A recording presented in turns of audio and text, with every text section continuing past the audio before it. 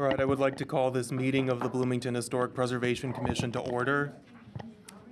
Can we get a roll call? Duncan Campbell. Here. Drew Heron. Jack Baker. Here. John Butler. Here. Ernesto Castaneda. Here. Melanie Dusner. Karen Duffy. Here. Jeremy Hackard. Here. Abby Hansen. Daniel Schlegel. Here. We have quorum. And Jeff Golden. Oh, Jeff, I'm so sorry. Jeff Golden. Just walked in. Okay.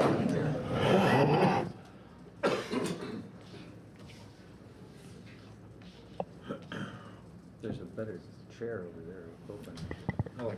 All right, let's move on to election of offices. Is there anybody, we can do this one of two ways. We can either wait for a larger body and elect offices for this meeting, or we can go ahead and take nominees for chair and vice chair for the year. Does anybody have a motion for chair either for the year or for this meeting? I'll do it. Okay, so that's a nomination for Jeremy Hackard from Jeremy Hackard. For this meeting or for the whole year? Either one. I'll second that. Mm-hmm. I'll go for the year. So we have a motion on the floor to nominate Jeremy Hackard as the commission chair for 2026. We have a second. We'll go ahead and take a vote. Voting members only, please. Jack Baker. Yes. John Butler. Yes. Ernesto Castaneda. Yes. Melanie Dusner's not here. Jeff Golden. Abstain. Karen Duffy. Yes. Jeremy Hackard. Yes. Abby Hansen not here. Daniel Schlegel. Yes. That motion passes. Congratulations to our chair. Thank you. Do you want to take away the next item? Yeah, sure. So next up is the election of the vice chair. Are there any nominations for vice chair?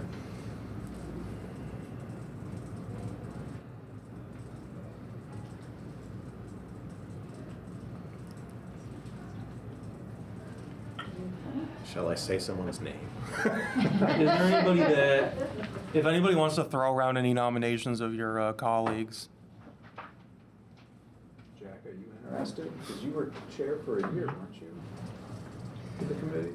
Here, no. I haven't been an officer here. Okay. For some reason I thought you had. Would you want to? I will. So is that a motion to nominate? Yeah, I'll nominate Jack. I'll second. Okay, we have a motion to nominate Jack Baker as the vice chair for 2026 or for this meeting. 2026. Thank you. Okay, so we'll take that vote. Jack Baker, Yes. John Butler, Yes. Ernesto Castaneda, Yes. Jeff Golden, Abstain. Karen Duffy, Yes. Jeremy Hackard, Yes. Daniel Schlegel. Yes. That motion passes, and congratulations to our vice chair. So one thing that I wanted to add at this point in the meeting is City Council, I believe, recently passed Ordinance 2026-04, which makes some amendments to Title II that handles boards and commissions. As I understand it, one of the changes that might affect our commission is that they're proposing that each board or commission have a elected secretary and treasurer. Right now, both of these things are handled by Housing and Neighborhood Development. So I'm gonna await some more clarification on that, but I wanted to give everyone a heads up. Thanks, Noah. Next up on the agenda is approval of the minutes for January 22nd. Do I have a motion? I'll move All right. for approval. Do we have a second? I'll second it. Excellent. Okay, there's a motion to approve the minutes of the January 22nd HPC meeting. Jack Baker, Yes. John Butler, Yes. Ernesto Castaneda, Yes. Melanie Dusner. Oh, sorry, she's not here. Jeff Golden, Abstain. Karen Duffy, Yes. Jeremy Hackard, Yes. Daniel Schlegel. Yes. Minutes are approved. Excellent. Next up is staff review for COA 2606. Noah?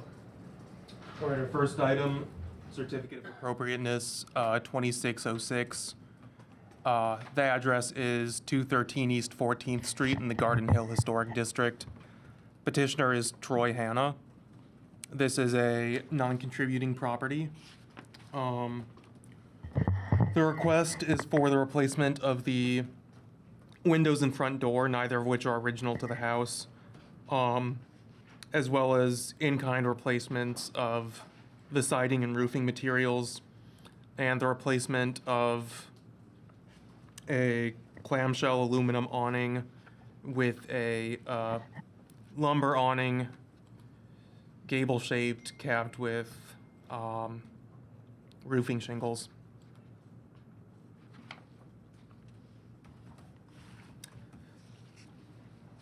Staff approves COA 2606. Replacement of the roof shingles and siding in kind is not subject to review, and this work can be conducted without the commission or staff approval. Existing windows and doors are not original, and the proposed replacements would closely match the existing size and configuration. The aluminum awnings are a later mid-century addition, but do not necessarily confer greater historic or architectural significance. The new proposed pediment over the front door is sympathetic to the design of the house and its period of construction.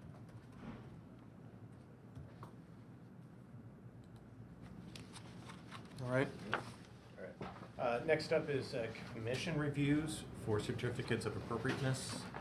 I'm going to read the statement here. The procedure for COAs and demolition delays.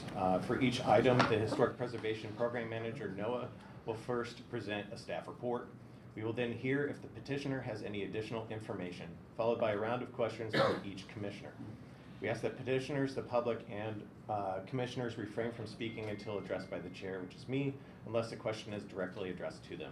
If a member of the public or a petitioner wishes to comment, please raise your hand until recognized by the chair. Once a motion is made, we will then open up a discussion of the item for members of the commission.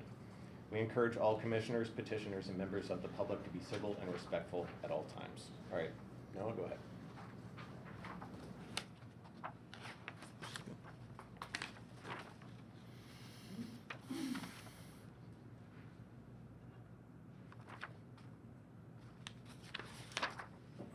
Just a second. I think, sorry, we're working with this new format. Yeah, it's not the easiest. No. Okay, so this is 2604. Okay.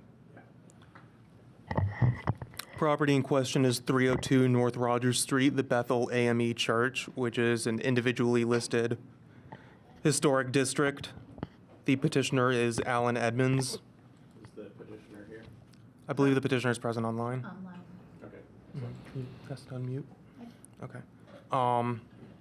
This is an outstanding 1922 Tudor Revival limestone church with some classical features. Bethel AME Church is an individually listed historic district built by Bloomington architect John Nichols in 1922. It has served the same congregation since its inception and is relatively unaltered aside from plastic coverings over the stained glass windows to improve insulation. The Bethel congregation itself was incorporated in 1870. The congregation is applying to the City of Bloomington Seal Grant, for a City of Bloomington Seal Grant to cover the cost of an energy audit and $10,000 contributing to the replacement of windows. This request, which was sent to me by Alan Edmonds, is as follows. Our current plan is to replace all 39 double-hung windows. We aim to match the grid layouts in all cases. The replacements of the 2 pentagonal windows and 2 trapezoidal windows will not be double-hung and will not open. One other point is that we plan to use obscured glass on all the windows on the lower level, but clear glass on the upper levels and on the east end of the building, including the east ends of the north and south sides. We are not replacing the triangular area over the side door on the south side. It appears to be in decent shape, and it might be tricky to match the grid there. As for the metal trim, which is proposed for the window sills, it will be caulked in place and should be watertight. The existing exterior wood trim has not been properly maintained for many years, I'm afraid. My hope and expectation is that the caulk-sealed metal trim covering all wood trim will be a vast improvement and last a long time. Hope these comments help.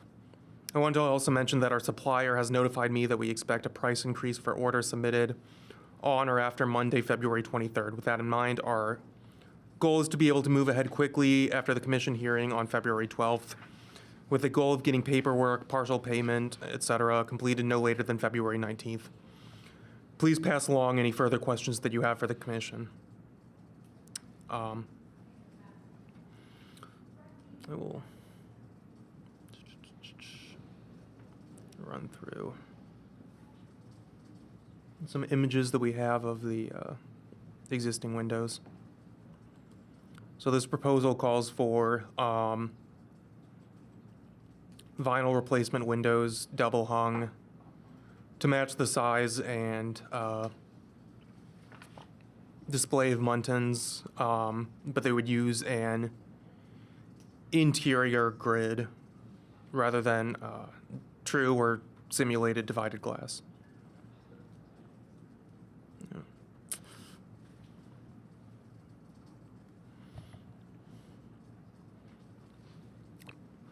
Staff recommends the conditional approval of COA 2604 for the replacement of windows and the repair or in-kind replacement of wood sills, rather than covering them with another material. The Code of Federal Regulations, CFR 36, Part 68, acknowledges that there are some circumstances in which economic and technical feasibility of a project will have to be taken into account when interpreting the Secretary of Interior standards. The criteria for this judgment include the necessity of a project and the demonstration of a substantial cost burden. Churches and religious buildings are one type of property to which these considerations are most often applied because they are often large, non-income producing properties that pose practical and financial challenges during restoration. In this case, not all of the windows for which replacement has been proposed are in the same state of disrepair, but windows along the south elevation in particular show extensive rot, broken pane, damaged muntins, and damage from the elements. There are 39 windows for which replacement is proposed, and the estimates provided for by the energy audit give a range of $750 to $2,000 per window with interior divided lights. The City of Bloomington Seal Grant can cover some of this cost, but cannot cover full window repair or replacement. While Indiana Landmarks provides for other applicable grants, which may be able to cover the cost of more faithful replacements, staff cannot speculate on their availability. Storm windows are generally a cheaper option for thermal insulation, provided that they can be built to a size that fits. But the audit provided demonstrates that the deterioration of the windows beneath still remains an issue. While some of these windows on the second story are less visible, all of the first floor windows are double hung and close to the sidewalk. Obscured glass is already used on these ground floor windows. The divided lights, size, and shapes of these windows are also important defining features of the building, and so replacement materials should seek to imitate the appearance as closely as possible. Considering the extent of deterioration, replacement may be appropriate at this point. The Secretary of the Interior guidelines do not recommend obscuring wood details underneath metal or other materials not historically part of the building. While some sills may need mitigation, repair or replacement would be a preferable option that would not alter the appearance of the wood sills and trim and would avoid further complications resulting from the capture of moisture underneath aluminum sheathing. At this point, I'd like to ask if the petitioners have anything that they would like to add.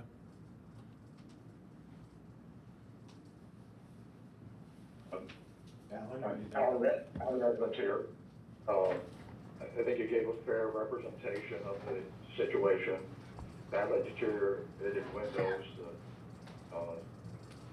should be replaced. A small congregation, which hasn't obviously been able to maintain the existing wood around those windows in a decent way for quite a while now. So we're looking for something that looks very similar, is much more energy efficient, and is minimal, has minimal maintenance issues along the way. That's where we are with the vinyl windows and the proposed metal trim. All right, thank you very much. Are there any public comments? Does anybody wish to speak on this COA, both in the room or online? Hearing none, let's go ahead and do commissioner comments. Ernesto, you want to start off? I don't have comments at this point. Or questions? Questions. Do you have questions? Not at this point. Duncan, do you have questions? So is this is proposing to, not just to do the sash, but the whole window unit? Is that right? That's right. And does that replacement unit include the sill? As I understand it, this is a sort of a standard replacement where they pull the existing window out, but leave the frame of the existing window in place and insert the new window in and then caulk it inside and out to make use of the existing wood frame. So the replacement unit does not include the frame? Correct. And I think that you're proposing to clad that frame and sill in aluminum, is that correct? That's right.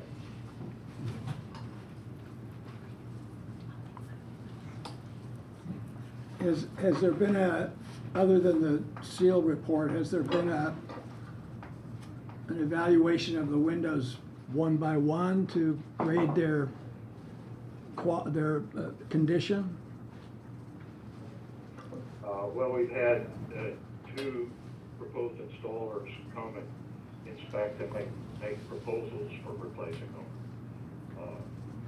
And I don't think we looked at it from the point of view of leaving some. And when we started, we said maybe we can only afford to do the very worst ones, which are on the south side of the building. Somehow the weather is much more effective there.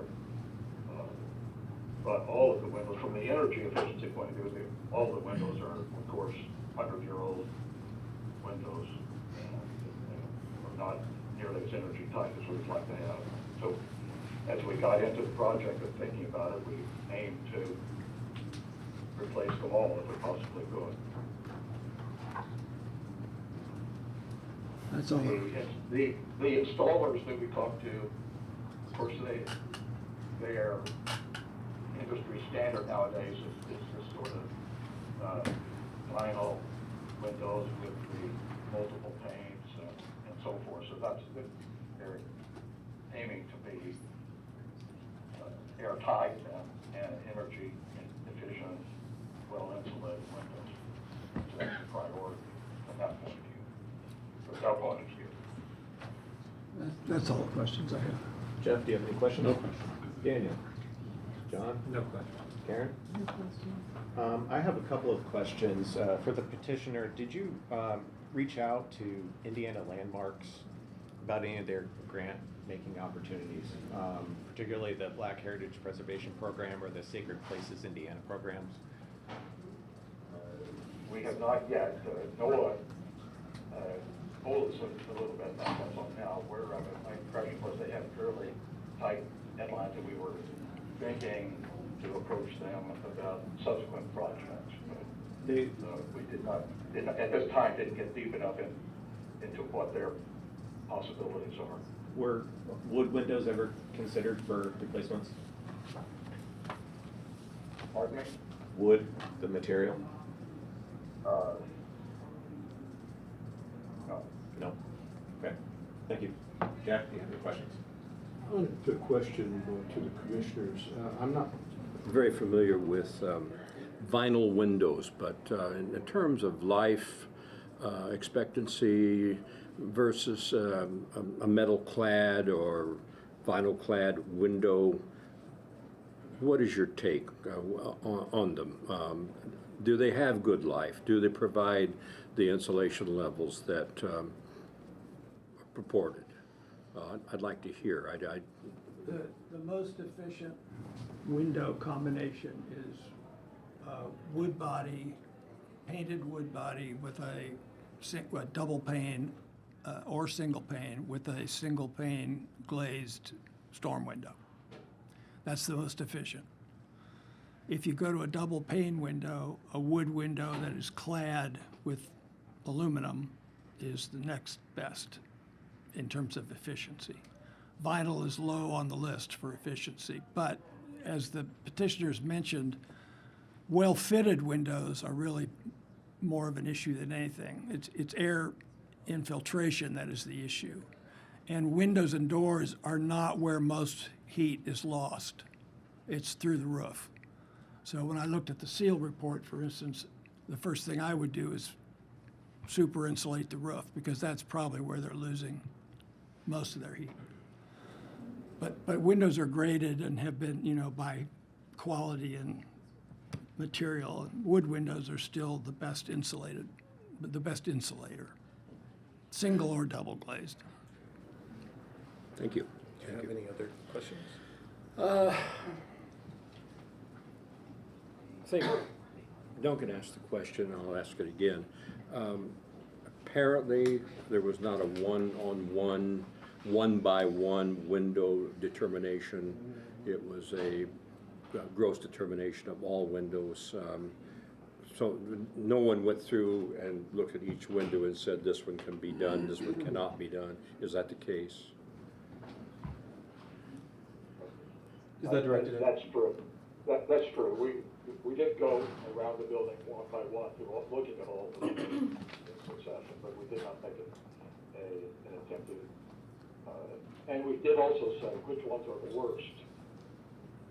And as I said, at one point, we thought we'll just look at those south side windows, which are definitely by far the worst. But as we looked one by one, the opinion we came up with was that it was better to do everything at once if we could. Okay, thank you. No more questions. No more questions? All right, at this point, I'll entertain a motion from the commissioners on this COA.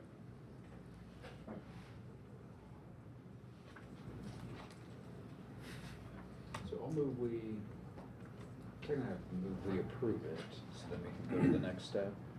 Is that right? I'm trying to remember with the new system. So yes, you would make a motion, and then we would make comments based on that motion. I'd move we approve COA 26-04. Is there a second? I'll second it. All right. All right, let's discuss it. Ernesto? Yeah, I agree with the recommendations from staff. But I do think that they should probably look into Indiana landmarks, because it's a good resource for getting more grants and being able to do this properly. So I don't know how to deal with that. Duncan, do you have comments? Yeah, and I think that's the issue. By preservation standards, the best, what you would normally do would be to grade every window. Usually we make a sheet that replicates what the window looks like. We grade the quality of the glass, the quality of the frame, the quality of the sash, and then evaluate the work based on that need. I'm not arguing that they don't all need something. They may.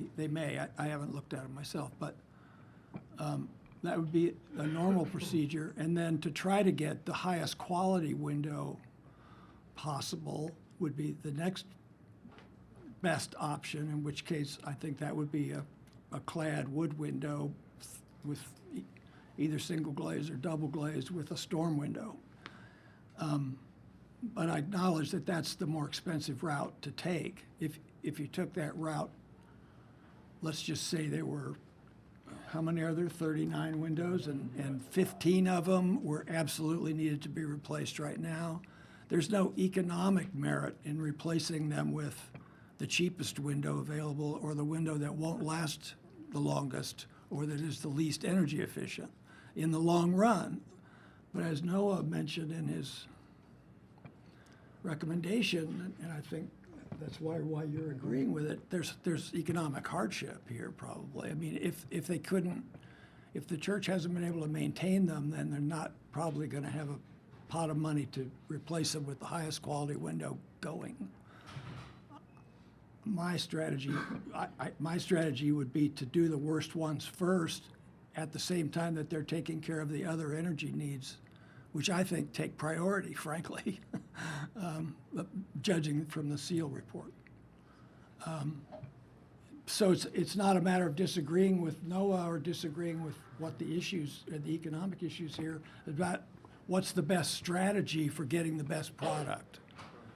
And I think replacing them as needed with maybe a higher quality product than a vinyl window would be a more sound, long-term, more economic route to take. And just to comment on vinyl windows in general, and there are lots of different grades of them, they don't last anywhere near as long as wood windows that are maintained. But in this case, maintenance is as big an issue as purchase. So I would get the most maintenance-free window I could get with the most efficiency, and that would be a wood window that's clad with aluminum. It doesn't have to be painted on the outside. That's a complicated answer, but it's a complicated problem, and I totally sympathize with the church and their congregation, because it's a pressing issue, and it's, you got money on the one hand and quality on the other, and the long-term benefit as a third consideration. All right, Jeff, do you have any comments? So my comments would echo what Duncan said. Looking at the windows on what's needed right now, and thinking about long term, even though maybe the cost right now might be prohibitive to do them all. I think long term, for a struggling a church like this, is that you deal with what you have to deal with, and I also agree with this. Windows are great, but they're not the most important thing. That's it. Daniel? No, I think mine's already been said, so. No comments.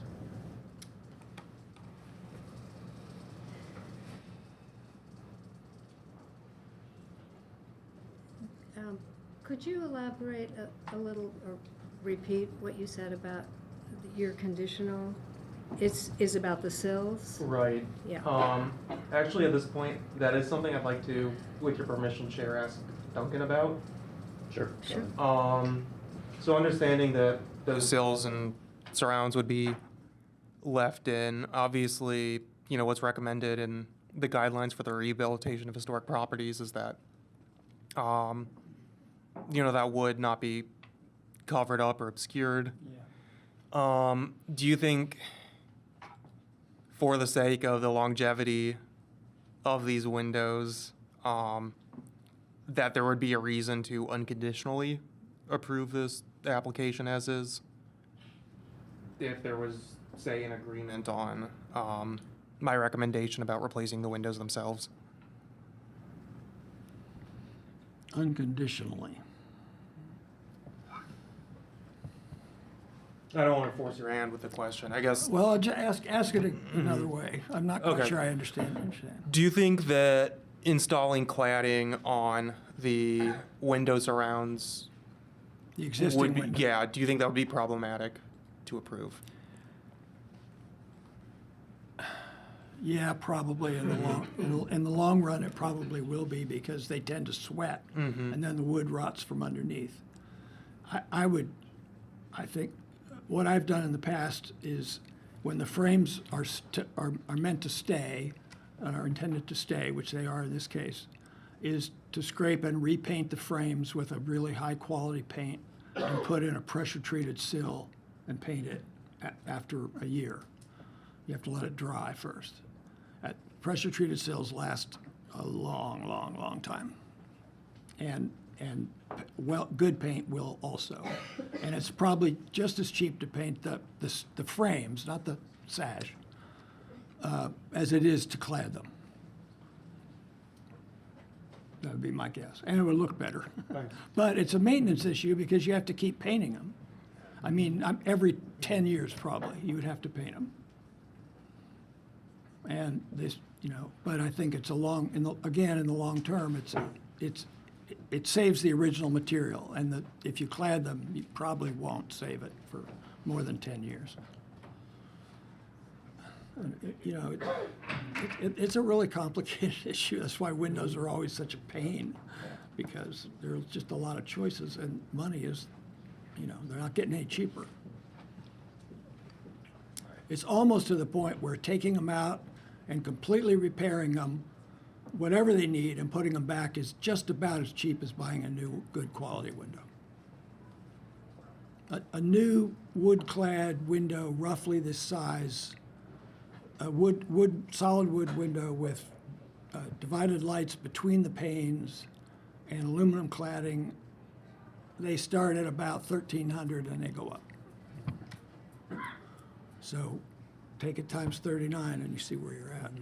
Whereas repair can be anything from $250 to $500 a window. So it's really a conundrum when you got 39 windows. On the showers building, we had to do a window survey for over 300 windows. We had to survey every one of them and make recommendations for each one. And the National Park Service allowed them to replace them all because the overall deterioration was greater than 60%. So that, the standard is sliding. But those recommendations are pretty much meet Secretary standards, I would say. I don't have any other comments. Do you have comments? Yes, that's why I asked the question about Honda windows, is to find out quality and time, how long they'll last and what they'll do for. And it seems they're the lowest quality, I agree. My opinion is overall better for the church to replace progressively, not at once. I think that is I think that's a good idea. It allows them to build a budget in between replacements, to also to look at each window individually and decide what to do with it. I'm a little worried about replacing everything at one time. It's a cost saving, and I understand why you would want to grab at it, because I'm sure they're worried about them. But I think overall the better way to do it is to do it progressively, window by window or group by group, rather than doing everything one and doing a higher quality clad window. That's my opinion. I will add that approaching Indiana landmarks on the two levels that you mentioned, they have a very active African American fund that they're really trying to build, and so I think they would really be welcoming to a request. I guess I do want to have one other comment here. The Black Heritage Preservation Program, the grants range from $500 to $30,000, and then the Sacred Spaces programs, their grants go from $25,000 to $500,000. So there's money out there that is available for the church to use to preserve this building, and giving its rating, no matter the outcome, I think, of what we do here, they need to contact Indiana Landmarks and see if they can get into one of these programs to help make sure that we keep Bethel there. They also can provide technical assistance, Yes. and they will not fund inappropriate windows. I'll tell you that. And I might add that the windows are such a defining, character-defining feature of this gorgeous building that you'd have a good case, I would think. I would think so too. Okay, I think that brings us to the end of our discussion, so comes time to vote. Do we have public comment? Yeah. We already did. I asked for comment earlier, but. Oh, Oh. go ahead. Oh, they didn't hear it? Okay. So we from Bethel. Yeah. Plus, I'm Valerie Graham, so I'm a member of the trustee and student board. So there are a couple of things that I'd like to provide, at least what I think is a point of clarification, and that is the question about looking at the windows one by one. We did. We went to, that's how we got to the conclusion that we reached. We went to each window, inside and outside. And what's happening on the inside is not evident from the outside. From the inside underneath, which is why we are talking about replacing the whole window and getting a new window that fits into the frame, is that over the years, the water has come in and has caused the wood to rot. And so in some area, the entire bottom area just has to be replaced, rebuilt, whatever language you want to use. So we did go window by window with 2 to 3 different people and among ourselves to look at the condition of the window. There were a couple we thought we could save, but then we went inside and saw the wreckage that termites or something had done, which requires us to totally replace that particular window. So I just wanted to be clear, this was not just a stand back, look at it, think. It was a detailed estimation and exploration of what's happening inside and outside the church as far as those windows are concerned. So another thing is, I know that the conversation about grants is happening. Our church is small, so that's the reason why I cross between the steward and the trustee board. You're not talking about a lot of people, and the few people we have, everybody got full-time jobs. So we did initiate a campaign based on the number of years we've been here, 155. And so we have funds to move forward and to do the kind of work that we think is good work. That would last some time. I might not be here for the next installment, but at least what we have come up with, I think would last a long time. And so we have money to move forward. And it's not that we won't try to get the landmark money, but we need that for some other stuff. That the church is 155 years old. It got some basement issue that we'll probably be coming back to you again for. So I'd just like to say that we've been working on this 2 years and have a good sense of what we think work. We've talked to 3 different companies that have given us different ways to think about it, and that's where we are. Excellent. Thank you very much for your comments. Appreciate that. Yes, and I'm Nancy Cross Harris. Also, just like she said, I'm trustee, in the church, long time. Everything she said is correct. We had 3 different estimates come out, and not only just one time, but twice. So each window has been viewed and viewed and viewed, at least 6 times. And that's why we did come to that conclusion, that they all need replacement. Except for the stained glass, we're not Except, missing no, the stained as glass. you can see, the stain from here. Yeah, that's great. That's inside the sanctuary. But all that other, over the years, we have taken care of the basement and the sub-basement floors, trying to maintain them. But water just keeps gushing in, as she mentioned, rotting out wood and so forth. And it just ruins the floor. So that's all we're trying to do is maintain that. Sure. And have everything be efficient. Thank you very much. Are there any other comments on this from the public? Online? Okay. All right. We'll go ahead All right, and so call we the have a roll. motion on the floor for COA 2604. Motion to approve. We'll go ahead and take a roll call And is vote. this for the conditional approval or for the approval? Daniel, you moved for what Noah said, didn't you? I don't remember what I said. It was a motion to staff approval. Could you restate the condition, please? Sure. This would be conditional approval for the replacement of the windows, but not for covering the surrounds. Mm-hmm. Is that what I had said previously?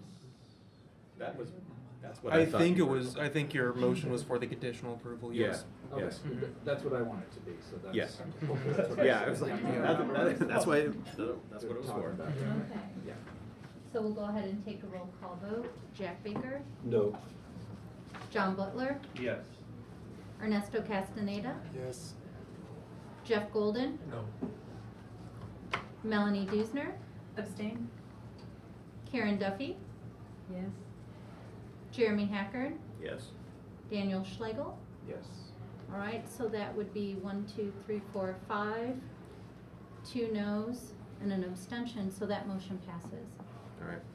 Thank you very much for coming in, and thank you for your public comments. Appreciate it. All right, next. Could I have a quick clarification about what we just passed? Sure. This was okay to take the proposal we have, replace the windows, but to leave the wood frames uncovered, and deal with that later, or something. Right, and then the wood frames, they could be repainted or replaced in kind, without necessarily needing approval from the commission, but the approval was not given for covering them in aluminum. And so I would say let's follow up with Noah after this. Yeah. And we can go through any sort of clarifications at that time. Right. We can work that out. So next up on the agenda, we have COA 2607. Is the petitioner here for that? This is petitioner Han Chong. Is the petitioner present online? All right, so we'll move that to Yeah, we the end can- of the agenda, and we'll cover that if they end up coming up at some point. So we'll move to COA 2608. Is the petitioner present? Ben Swanson? We have a pen online. I'm gonna ask you. Ben, are you the petitioner? I'm here, yes, I'm here. Excellent. Okay, Noah, can you do your report? Sure. This is the application for certificate of appropriateness 2608 for 213 South Rogers Street. Would someone be able to close the door? Oh, open door. We can't. Stop. Oh, I'm sorry. We can't close the door. Please leave the door open. Okay. Sorry. We have to leave the door open. Okay. Because open door means open door. Yeah, we're very sorry. Maybe we can ask whomever's working. Okay, I'll just shout. Okay. 213 South Rogers Street, the Frosted Food Building. Petitioner is Ben Swanson. The request here is for the reduction in height of industrial chimney to the lower tier and then capping it with a cement crown. 213 South Rogers is an individually listed historic property, a former factory building. It has served as an auto repair shop, sheet metal workshop, and refrigeration company / slaughterhouse. It was designated in 1995 as part of a grant application. The building has a limestone facade with picture windows and a stepped parapet facing Rogers. Most of the building is brick with large metal gridded industrial windows. On the roof near the south facade stands a tall, square brick chimney. The request from the applicant proposes a partial removal of the existing masonry chimney located on the roof of the building at 213 South Rogers Street. The chimney is no longer actively in use and currently extends above the roof line. Visual inspection from the adjacent parking lot shows a clear transition in brick material approximately 1/3 of the way up the chimney, indicating an earlier construction phase and a later addition above it. The proposal is to remove only the upper portion of the chimney down to this original brick transition, thereby retaining the historic base and preserving the original massing and appearance of the structure as viewed from the street.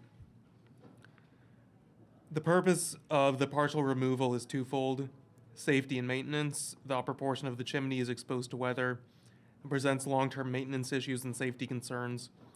Reducing the height of the chimney will lessen the structural risk while allowing the remaining historic masonry to be properly capped and stabilized. Secondly, for sustainability improvements, the reduced chimney height will significantly limit the shadow on the roof, which will be necessary to support a future solar energy installation. The proposed work aligns with the sustainability goals while minimizing the alteration of historic materials. No changes are proposed to the building's footprint or primary elevations or character-defining features visible from the public right-of-way. The work represents a reversible, minimal intervention that retains historic materials where feasible and ensures continued preservation and functional use of the building. All work will be performed by a qualified masonry contractor using appropriate preservation techniques. The materials to be used include the retention of existing brick masonry, mortar repair, using a compound to match the existing mortar in composition, color, texture, and joint profile. A chimney cap, what's being proposed would be a concrete mortar crown with a 2-inch overhang.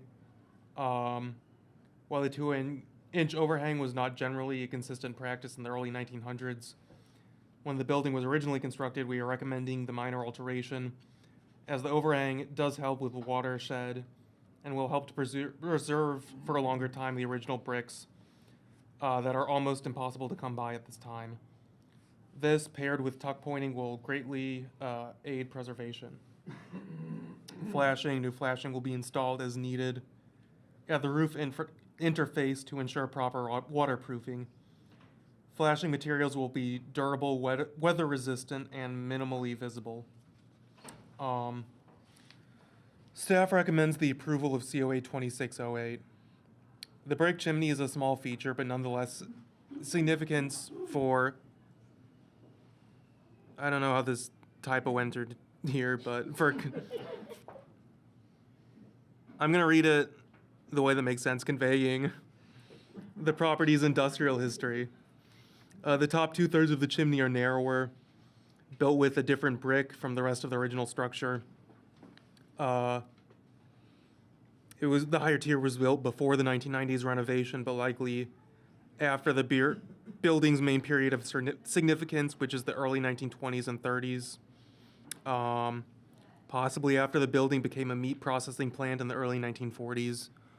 I had some trouble finding older pictures of this building. There are aerials and maps that show the building materials and overall dimensions of the building, but I haven't found anything that indicates the original chimney height. Does the petitioner have anything that he would like to add? No, I think that covers it, but happy to answer any questions. Thank you. Are there any public comments regarding this COA? All right, hearing none. Ernesto, do you have any questions? Do not. Thank you. Duncan, questions? No, I will say that I led the renovation on this building, and it's on the National Register of Historic Places also. It was a federal tax credit project. And I consulted with the owner because he called me and asked me if I had any old pictures. But what I had were the pictures that prior to the renovation, which was in the early 90s. And we determined that extension chimney was added at a time when that chimney was needed to have its peak above the top of the domed roof by code, because they were using it to vent a furnace, we believe. And we put that canister on top of it it's a filter for what was once a hair salon that went in there as one of our tenants. And it's a way of filtering out the fumes from hair salon. And it's not being used anymore either. So the original chimney is the short stub. So they would be returning it to the original configuration, which I think is fine. It's totally appropriate. All right. Jump in. No questions. Daniel, questions? No, I think Noah covered everything great with his report. Okay. Melody, questions? No questions. John? No questions. Karen? No question. I don't have any. Jack? No? All right, I did public comment earlier. So do I have a motion on this? I move for approval. I second. All right. Jack had the motion, second Ernesto. All right, let's talk about it. Ernesto, do you have any comments? No, I think Duncan summarized it. Thank you. Anything else, Duncan? Okay, Jeff? I'm going to support this. Okay, Daniel? Melody? Appreciated Duncan's context. John?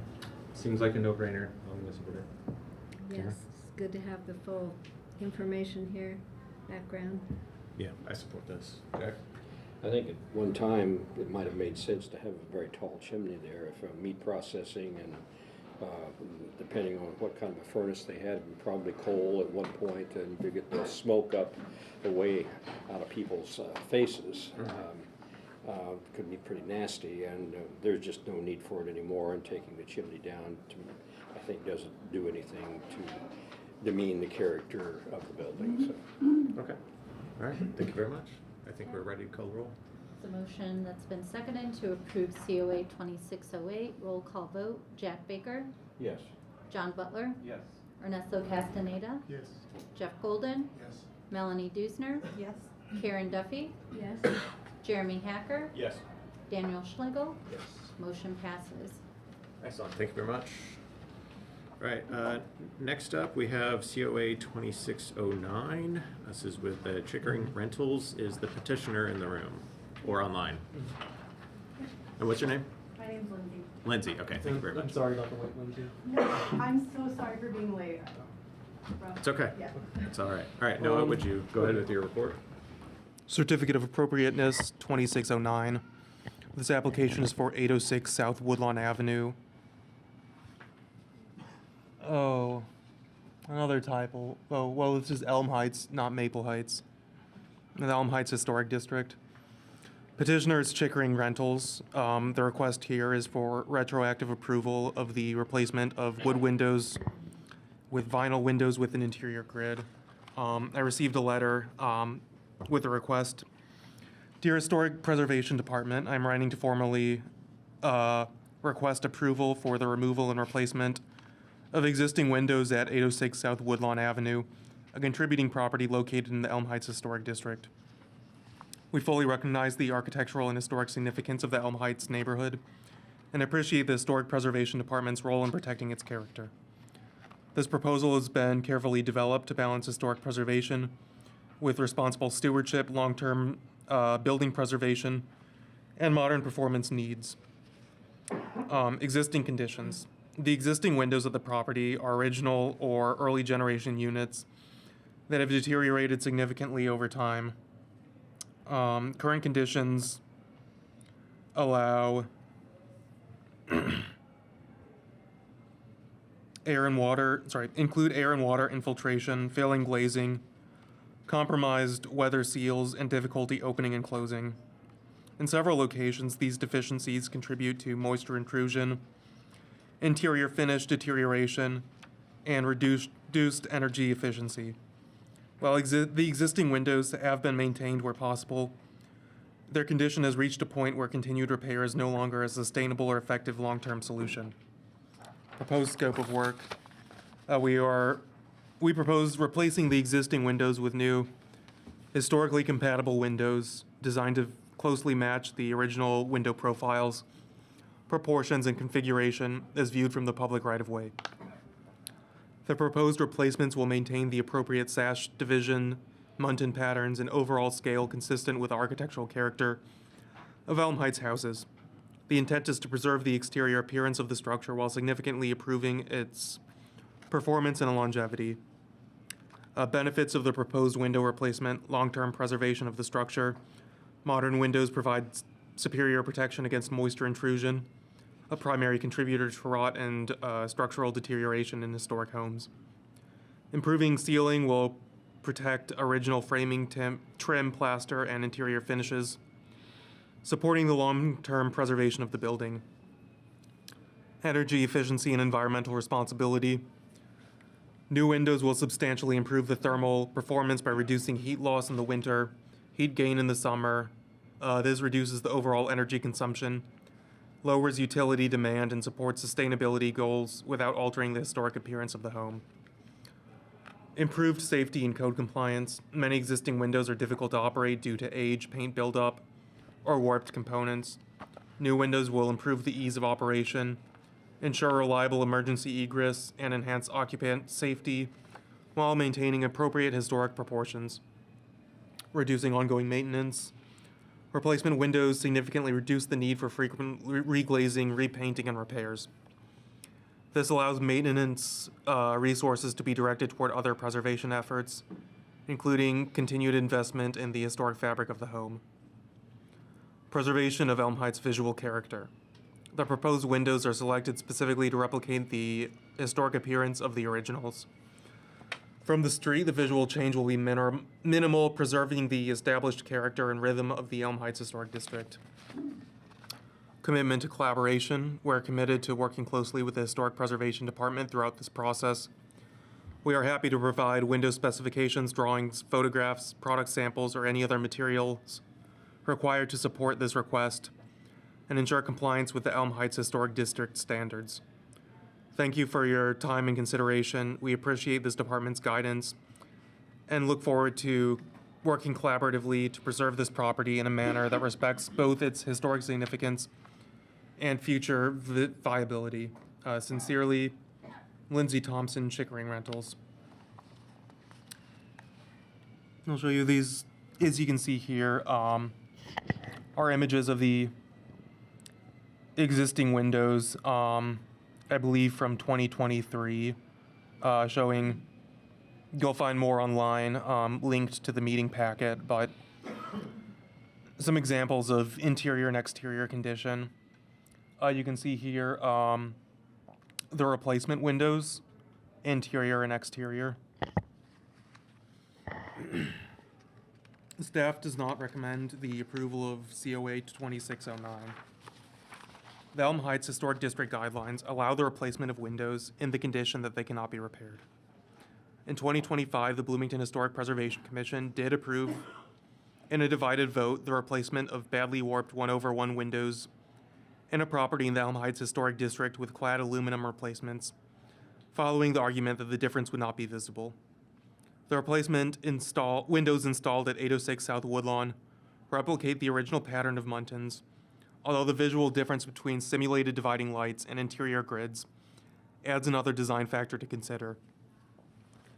As a retroactive COA proposed in response to a notice of violation, the proposal asks for approval of work conducted without an application. Last year, the serving Historic Preservation Commission chair and city staff were invited to visit another property owned by the applicant in the Elm Heights Historic District to consider potential window replacement. After an inspection, it was determined that the existing windows could be repaired and alternative means of insulating the existing windows, including weather stripping or the installation of storm windows or cellular shades, were not outside the bounds of consideration. It is unknown whether this visit took place before or after the replacement of windows at 806 South Woodlawn.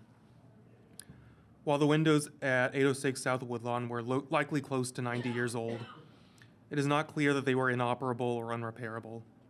It is also not clear that other thermal efficiency measures could not have been considered prior. Images uploaded to Zillow and Realtor.com between the time that the property was purchased in January 2024 and the updated Zillow information following interior and exterior work on the property uploaded in January 2026 do not seem to show that the windows are in poor condition, although it can be difficult to tell the extent to which the frames may be warped or glazing and seals in need of repair. Considering these circumstances, staff recommends that the windows be replaced with either the originals or wood windows matching the size and configuration. Does the petitioner have anything that she would like to add at this point?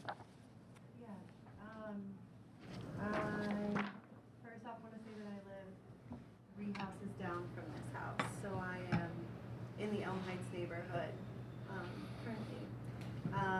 I know that it's very easy to look at landlords or rental companies and see them as faceless people, but yeah, I have a very deep love of Elm Heights and very much loved living there. I grew up in Brown County, and my father and my father-in-law are both contractors, so I in no way, shape, or form do not honor what you're doing here and honor preservation. However, I live in a house that currently has historic windows, and that also has spray foam insulated attic space. And during this last cold snap, we were running our fireplace during most of the time when we were in our living room because it was so cold due to the single pane windows. I do want to address the fact that we bought a lot of properties, the homeowner, I am just the kind of property manager, bought a lot of properties at the same time, and we remodeled them very quickly during that time. We were not as aware as we are now of the historic guidelines. So I do apologize. We were in here about a year and a half ago for a door, and it was replaced about the same time as the window. So it's all, once again, especially now that I'm living in the neighborhood and I'm becoming more aware of the rules. So I just want to let everybody know that these were not rules that we knew about, that we just stampled on or trampled on. We are learning and have learned more as we bought in the neighborhood. All I'm asking is that I do know that currently the Elm Heights neighborhood is rewriting their bylaws for the neighborhood, and I'd like to see if there's any way to have a variance of some sort to see where these new bylaws come, and then we could abide by those. Because I know that windows and doors have been a big conversation in the neighborhood. And that's it. Okay, thank you very much. Are there any public comments regarding this certificate? Please state your name. Go ahead. Jenny Southern. I serve on the committee in the Elm Heights Historic District. Haven't met some of the new commissioners. I was actually in the front yard of this house, knew the previous owner 12 years ago. He had lived in Colonial Williamsburg before that and meticulously cared for and restored this house. So I can say at the time that I was in it 12 years ago, they were working great. They were doing well. I didn't see any sign from the outside that the glazing was coming out at all. It looked fine. I can't swear up and down because I haven't been there this year. It would have been nice to, get a survey application that was before all this. It also had well-fitting, expensive storm windows on it. I will say that's the other picture, that's the original picture. That's with storm windows on it.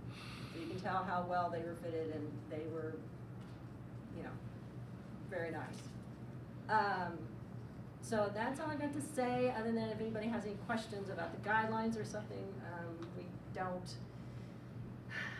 there's nothing in our guidelines that says at this time that you can replace them if they're in good shape. It's written several times in there that sustainability-wise, we believe these are more sustainable. We believe the originals are more affordable as long as you have storms on them, because they have an R value of 2. New windows have an R value of 2.5. You get the brand new ones, the brand new storms, they also have an R value of 2.5 because they have a U coating on them that helps transmit less cold between the two. So, if you're going by the guidelines we have now, they're totally not okay. We don't have anything against their grid pattern. That's what the grid pattern was. That's the proportions they were. That's the old ones, you can tell. That's the red door. Yeah, that's new ones. I'm not sure. I know there's other little changes there. I'm not going to mention that we're also done. But the new guidelines we're writing will at least, if they do allow new windows, they will at least have exterior mutton patterns on We are unconcerned about your interior mutton powder because you can't see them except for inside. And we don't feel like we should be reviewing the inside of people's houses. And it looks weird from the inside as far as I'm concerned, but that's up to the owner. However, the exterior, mutton pattern does matter. I'm sorry, I hope everybody knows what a mutton pattern is. Muttons, okay. So we want not the little skinny, strappy, white vinyl ones or anything like that, real woodens, okay? So, any questions? No? Thank you. All right, thank you. Are there any other public comments? All right, we'll go to Commissioner questions. Ernesto. Yes, I have a question for staff. Yes. I just want to understand this.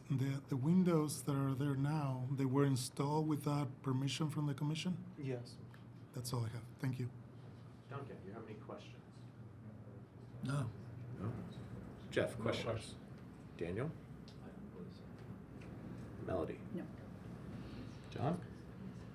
How close is the rewriting of the rules? How's that coming along? Is this something that's going to happen soon, or is it going to happen in a year? I mean, are we days away from this and we could postpone it once, or is this long term? That's my question. Honestly, I've been attending the meetings and I have no idea.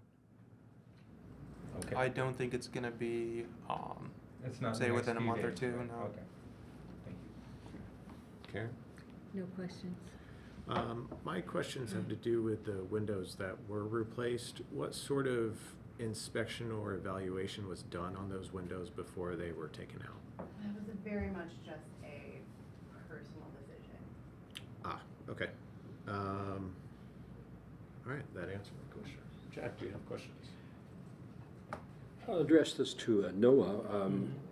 Chickering has had dealings with HBC before, have they not? Yes. Do we go back a couple of years, or do you have any off the top here? When's the last time we may have talked with them, or?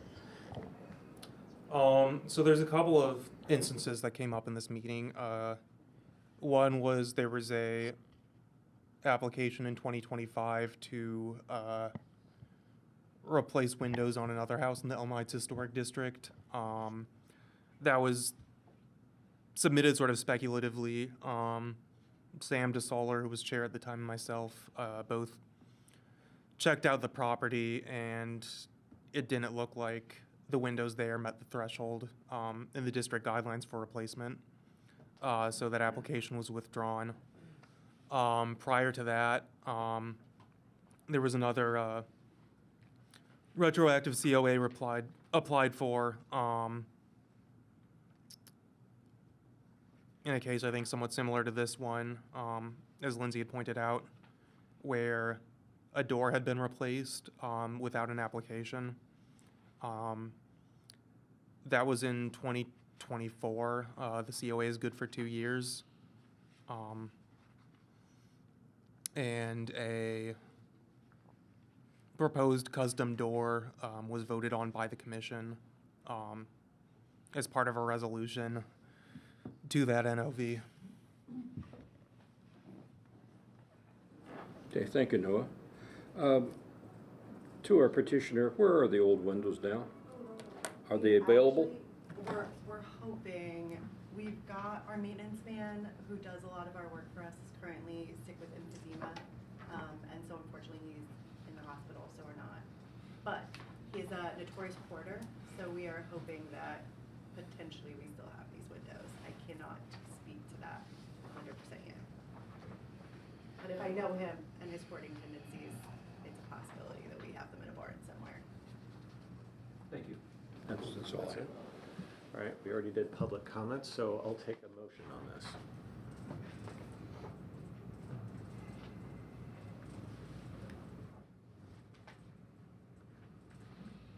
We'll move to deny. I second that.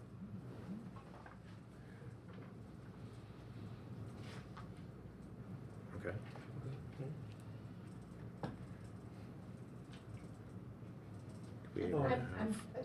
I'm just making sure you had the. Yes, Okay. thank you. All right, let's have a discussion then. Ernesto, do you have any comments?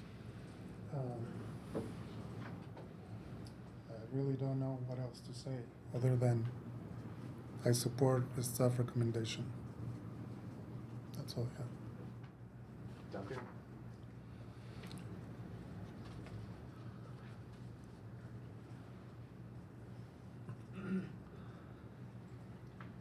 It's always worse when somebody's done something and then asks you to approve it after it's over. I don't, I'll just say frankly, I don't think this particular company has a very good track record in obeying historic preservation or observing its historic preservation districts. And it seems to me that they would have learned their lesson by now. And so I think this is a case of ask forgiveness later, frankly. That's just a judgment that's a personal one. Their windows themselves are inappropriate. The other ones were original fabric, which is an important consideration in preservation. And they had storm windows on them, so they've actually made the house less efficient by doing this. So there's no excuse for it, in my opinion. Jeremy, can I interrupt? We are basing our decision, you are basing your decision on whether it meets the standard and the guidelines for the neighborhood. So I think let's stick to whether you agree if it meets them or not. Well, we're making decisions based on Secretary's standards as well as the guidelines. I beg to differ. So it's a little more complicated than that. And I'm sorry if I spoke inappropriately in your opinion, but this lesson needs to be said. And I'm a commissioner and I have the authority to say it. Thank you, Duncan. Jeff? No comment. Daniel? I don't have anything to add. Melody? John?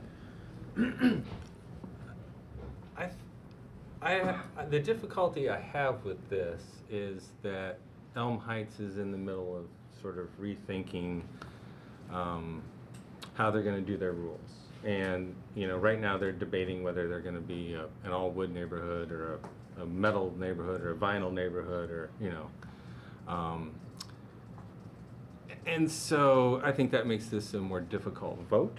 I think the rules as they stand, it's pretty clear. At the same time, you know, this is a real problem, and you know, I think that maybe the companies let down their neighbors by skipping the whole approval step, and I think that that's something we should consider.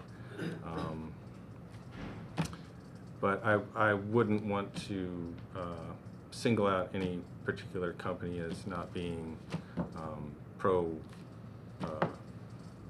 pro-preservation, because I think Chickering has a fairly big stable of houses that they've taken a decent care of. So that's my comment. All right, thank you, John. Karen? Well, it's, this happened, you know, a while ago, and has just come to our attention this way. The guidelines were in place, they're currently in place, they'll be in place for a while, and then we have to approve them. Who knows? You know, we can't move the clock around.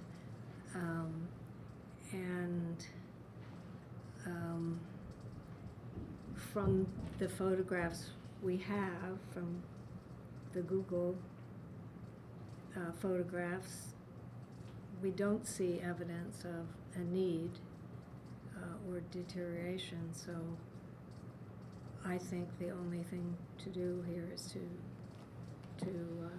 deny. I think based off of what we have in the application, there was not any sort of evaluation of what the old windows were, so we can't evaluate if they were rotting or not and warranted replacement based on either the neighborhood guidelines or the Secretary of Interior guidelines.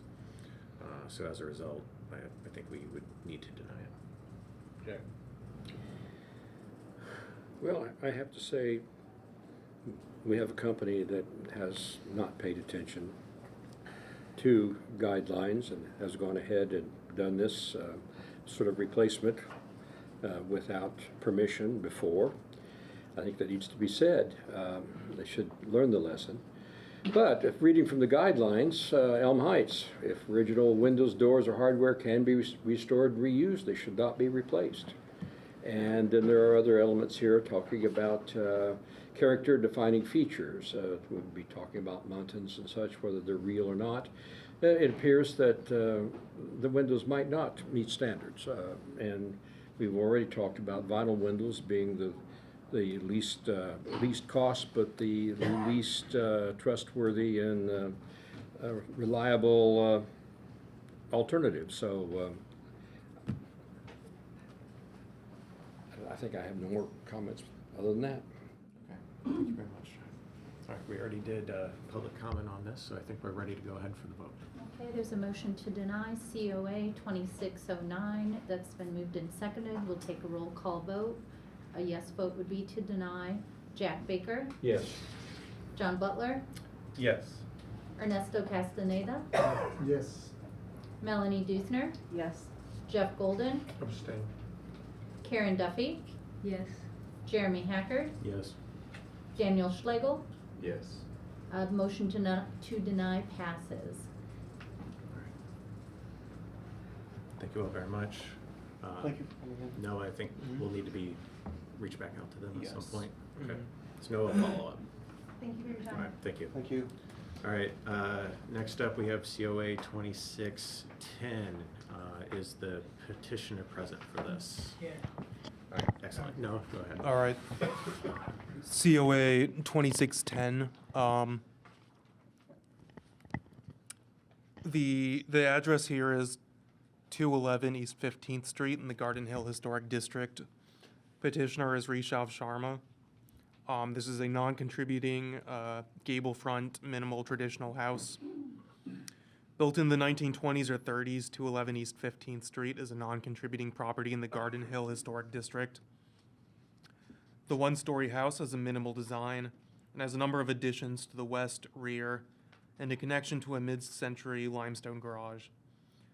This request proposes a rear addition to the northwest corner of the building, bringing the rear of the house in line with the north end of the garage, as you can see in the floor plan here. Ganesh Properties LLC proposes a rear addition, adding 1 bedroom and 2 bathrooms. The 2 bathrooms, each approximately 11 by 6 feet, are located adjacent to each other. One will be attached to an existing bedroom, the other to the new bedroom. After consultation with our contractor, David Thomas, the design extends from the existing garage gable roof to cover the new construction. No new roof form, pitch, or ridge height is required. Our intent is to preserve the continuity of roof form and massing consistent with the existing structure. Proposed exterior openings include 1 2-by-2-foot window in each bathroom, 2 3-by-2-foot windows on the west wall of the new bedroom, 1 3-by-2-foot window on the north wall of the new bedroom, 1 standard 36-inch door, and a 3-foot wide hallway. The construction may occur in 2 phases, depending on tenant coordination, with phase 1 consisting of the bathroom addition attached to the existing bedroom, and phase 2 potentially consisting of the new bedroom and second bathroom. Proposed materials include exterior siding to match the existing white siding, concrete block foundation consistent with the existing construction, asphalt shingles to match the existing roofing, and standard residential windows and exterior door with a storm door. Staff recommends the approval of COA 2610. The proposed addition to 211 East 15th Street is largely hidden from the street behind a side addition and garage. The applicant proposes to use materials found elsewhere on the house, and the design presented includes a visible cement block foundation and fenestration patterns similar to those found on this building and on others in the surrounding neighborhood. Note that the east elevation pictured in the files faces west, and also this appears to be mirrored, which if you go back to site plan here, you'll notice that this addition will be located in the northwest corner of the existing structure. Does the petitioner have anything that he would like to add? What I would say is that, which is not relevant to anything in this construction.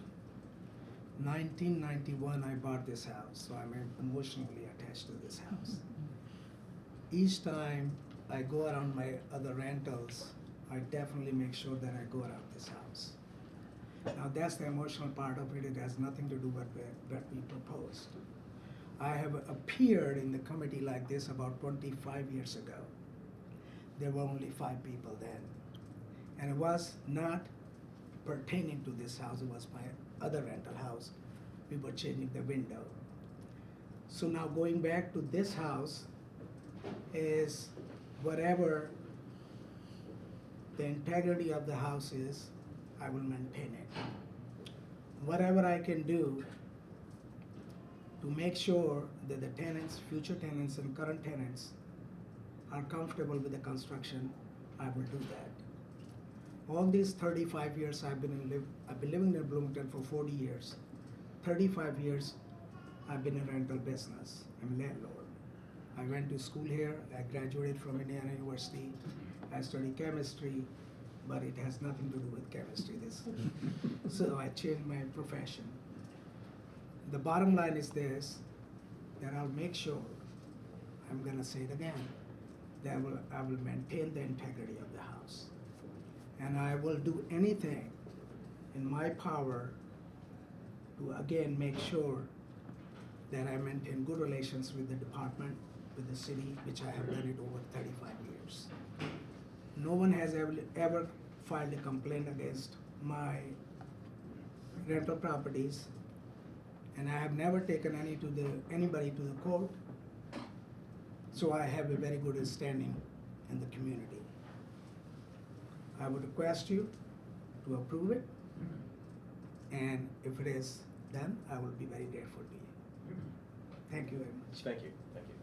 Are there any public comments on this COA, both in the room or online? Oh, I did receive neighborhood comment. Yeah. They did not state any objection to the proposed addition. Ernesto, do you have any questions? I do not, thank you. Duncan, questions? No question. Jeff? No questions. Daniel? Nope. Melody? No. Nope. John? No. Nope. Questions? No. No? All right, fair enough. I'll entertain a motion. Move to approve. Second that? Or, go ahead. John, second. John is second, and Mr. No, No, Jeff. Jeff. Jeff, thank you, Jeff. All right, comments. Ernesto, any comments? I do not have comments. Duncan?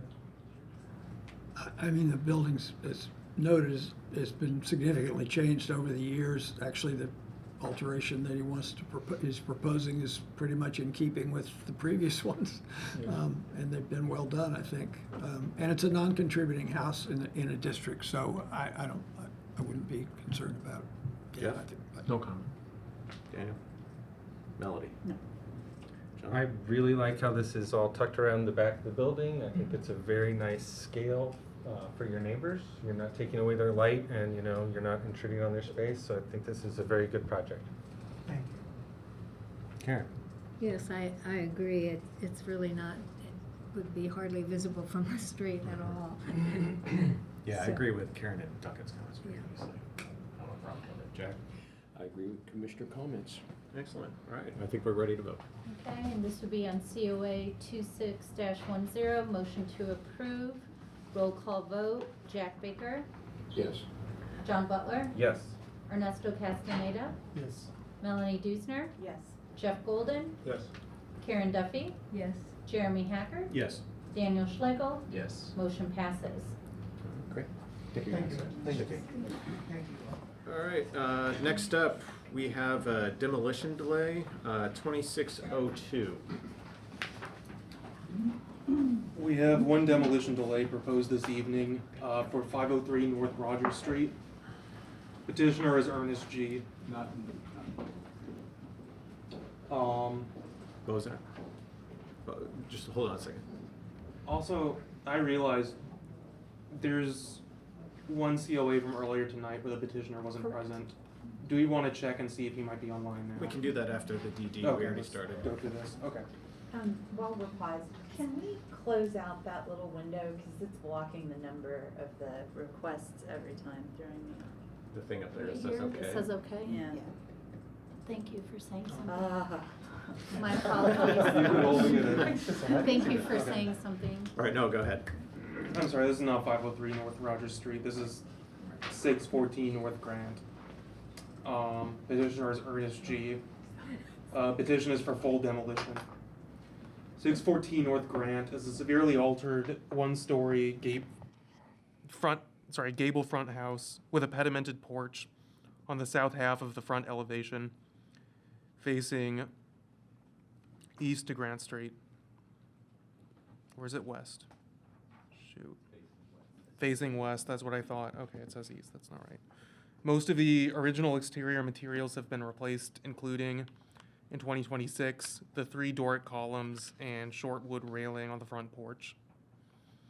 Aside from the house's overall form and stone foundation, little remains of its original appearance. The building is fronted by a herringbone brick sidewalk. Built between 1910 and 1914, 614 North Grant was first bought by Washington and Julia Voss. The couple lived in the house until 1930, shortly after Washington's death. Born in Kentucky in 1848, Washington Voss served as a young teenager in the 1st Kentucky Union Cavalry during the Civil War. During his time in Bloomington, he frequently switched jobs between clothing salesman, barber, assessor, and gardener. Julia rented the house to several couples prior to selling it in 1936 to Blanche and Francis Letellier. Blanche worked as a clerk in various shops, and Francis was a stone carver employed by a local mill. In 1957, he found new employment as a machine inspector at the RCA radio TV plant. After Francis's death in 1960, Blanche ran at the home a at-home nursery for the next 2 years. Since Blanche sold the house in 1962, it has served as a rental mostly for Indiana University students. From 1968 through 72, this was the residence of Paul Coda, a PhD student in library science who would go on to serve as the rare book librarian at the University of North Carolina, Chapel Hill. Staff recommends the release of Demo Delayed 2602. Does the petitioner have anything that he would like to add? I do not. Thank you, Tom. All right, so public comments. Anybody, go ahead and state your name. My name is James Ford. I live a few blocks from this house. The house is obviously is not historically important in terms of the people who are living there and architecture. And I realize that the committee has only 2 options to either designate it historic or let it go. I have just a question if the committee has any oversight over the sidewalk. I know it's a silly thing to look at, but that's the sidewalk. It's right across the street from another sidewalk that matches it. There's not many brick sidewalks left. And the house right across the street from this was recently, last 10 years, redone. It looks amazing, and it would be nice for this brick sidewalk to be retained on both sides of the street at this particular location. There are no more brick sidewalks on the west side of Grant or anywhere from West Grant all the way to campus, but there are a few just east of this, or sorry, just west of this. That's my only comment. I would like you to consider, if you can, saving the sidewalk. If not saving it exactly the way it is, then asking the petitioner to carefully remove it, pile up the bricks somewhere safe, do whatever they're going to do, and then put the sidewalk back, maybe replacing ones that can't be replaced, can't be reused, but have a herringbone brick sidewalk in that location. Having it there would be nice for the neighborhood as a whole. That's all I have to say. Thank you very much. Are there any other public comments? Yes, go. Hold on. Right behind you. Amy Butler. I live in the area and walk by it often with my dog, and I agree that you know, the sidewalk, it would be great if we could say that it's, would help with the contiguous look of the neighborhood. And there are miles and miles and miles of cement sidewalk. I understand that part of the planning process in the city is if you put in a new thing that they want you to set back the sidewalk. This is not on a main road, it's on a side street. And I don't think that any of that has ever been considered, but it would be really nice if we could say that. I own the property across the street, so I would recommend. Excuse me, sir. Oh, could you say what your name is? Oh, please? Brian Allen. Thank you. Yeah, and I would recommend to, you know, approve the demolition of this house. As is. And, yeah, and a comment about the sidewalks. Those sidewalks and the sidewalks around the house I own are in horrible condition, so, I think they need to be fixed, first of all, or just paved with regular cement. Okay, thank you. Are there any other comments in the room or online? Nothing online. There is an online question. Excellent, all right. Person who wants to make a comment, go ahead. Yeah, hi. I know the previous person who spoke said they own a house across the street. I own the two houses directly across the street. One of them is at 401 East Cottage Grove. The other house is at 705 North Grant Street. And one question I had was, I think the petitioner's current plan, because he's removing a lot of trees, is to place a lot of trees in the sidewalk. And I was curious if they preserve the sidewalk, where the trees are going to go. Because it looked like the original plan was placing a lot of trees in the sidewalk. I don't know if that falls in your purview at all. That was a question of mine. If this demolition delay is released, for clarification, that would also release for a year the right to remove the sidewalk or replace it. My understanding, hearing from the planning department, is if something new were to be built at this location, in order to bring the site into compliance with current code, they would have to replace the sidewalk.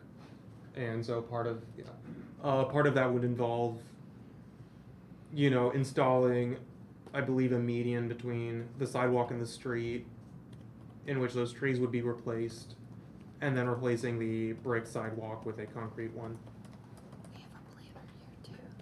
Well, we have, I'm sorry, it was whispered to me, I don't want to put you on the spot. Is that sort of the gist? Oh, yeah, Hold on, the person online, please hold on. Not for me. The person online, please hold on. We have somebody in the room who's speaking. Sorry. Go ahead. I am not sure who you spoke with in planning, but typically, yes, that would be the case. Most road classifications do have a required tree plot.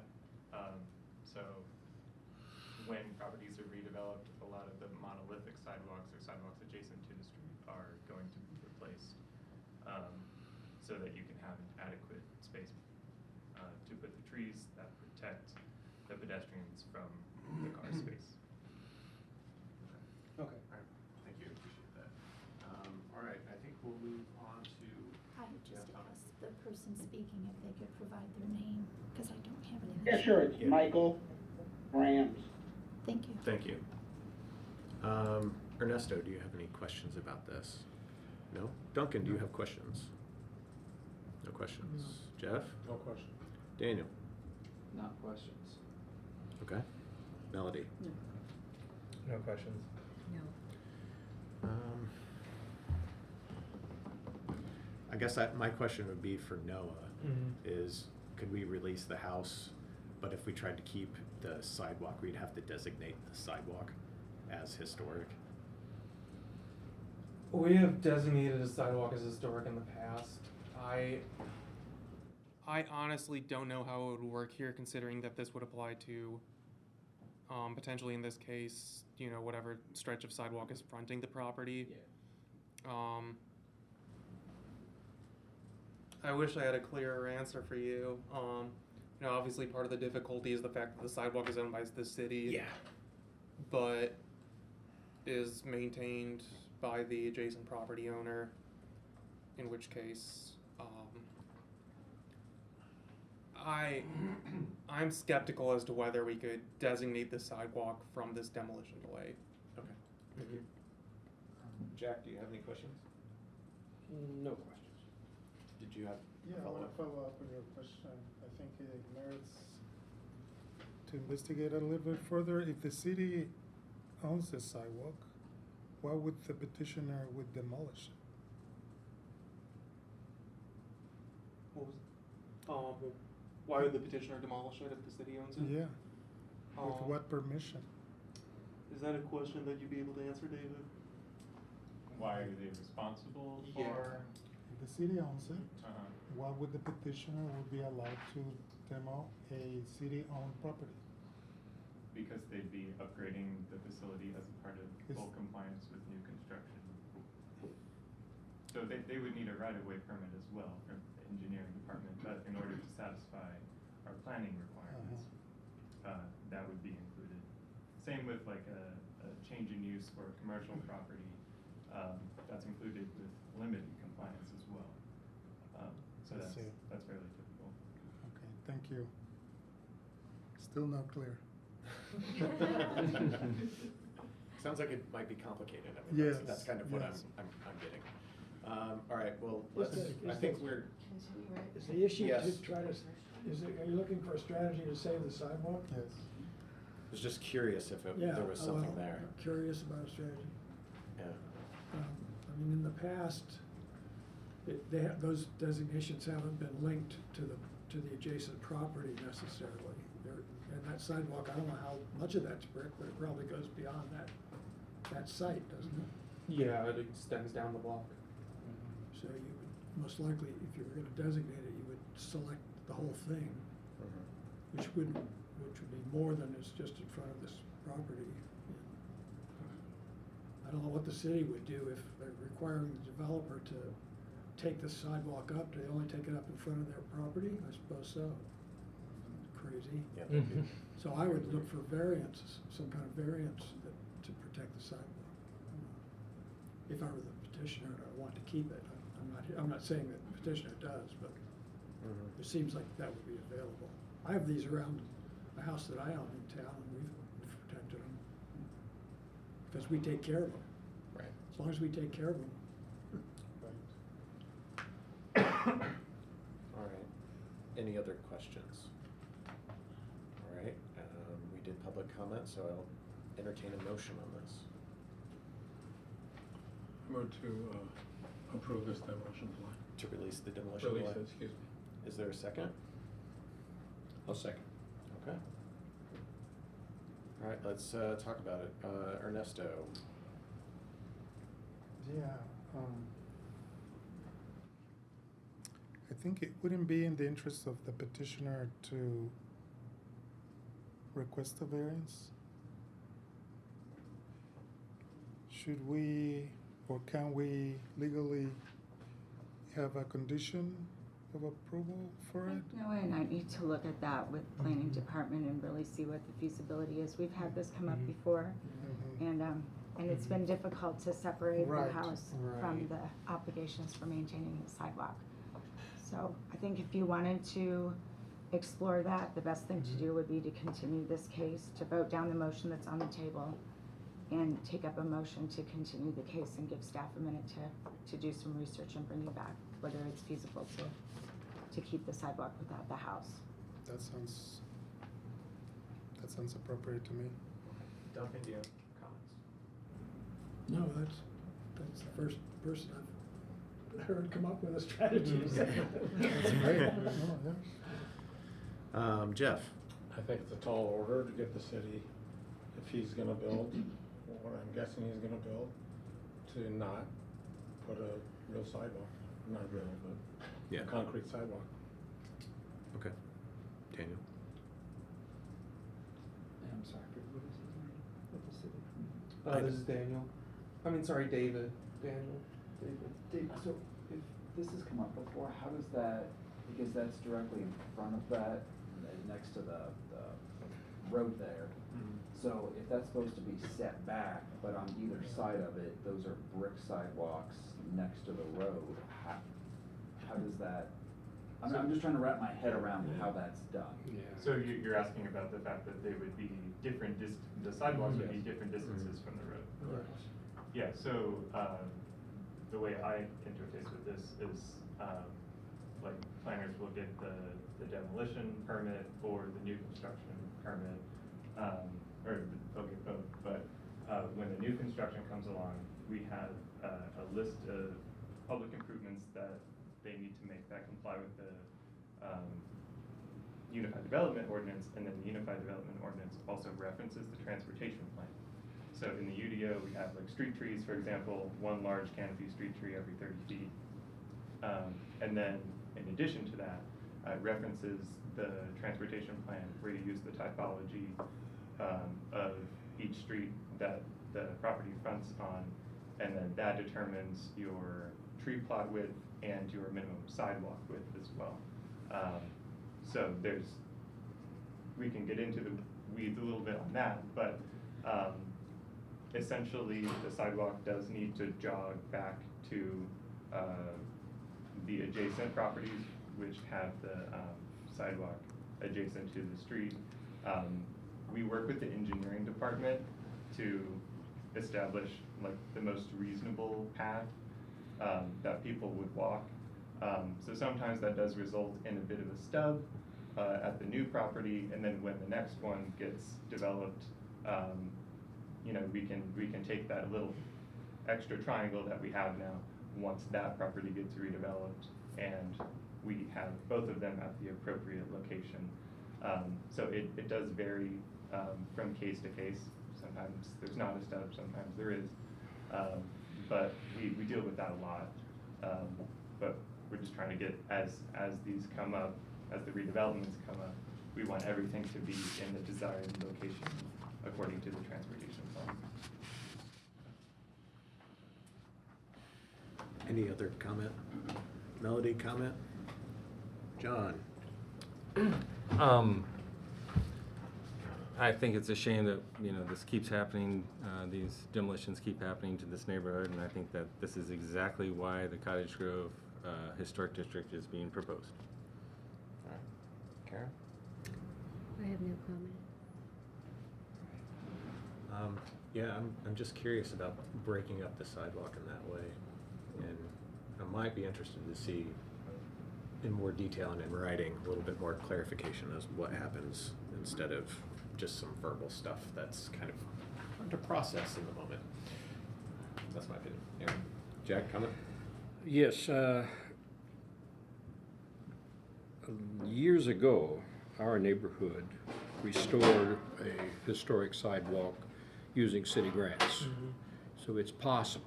I can't say how likely, but it is entirely possible that you go to the city, and it's used to be small and simple, and there might have been another grant for more money, but something you might want to look into.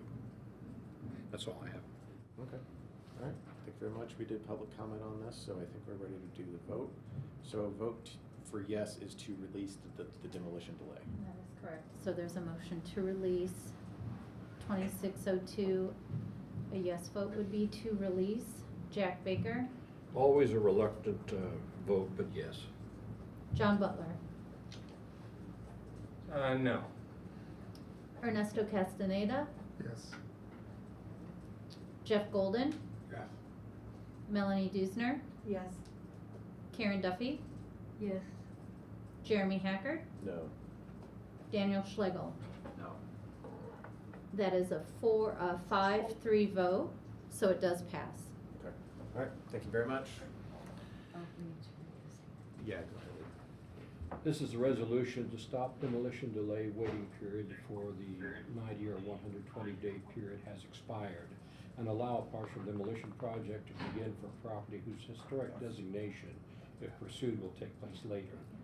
Today, regarding the property located at 614 North Grant. 614 North Grant, the Historic Preservation Commission declares that it got notice of a proposed demolition or partial demolition, and after today's discussion sees no need to review the plans any further and waives the rest of the demolition delay waiting period.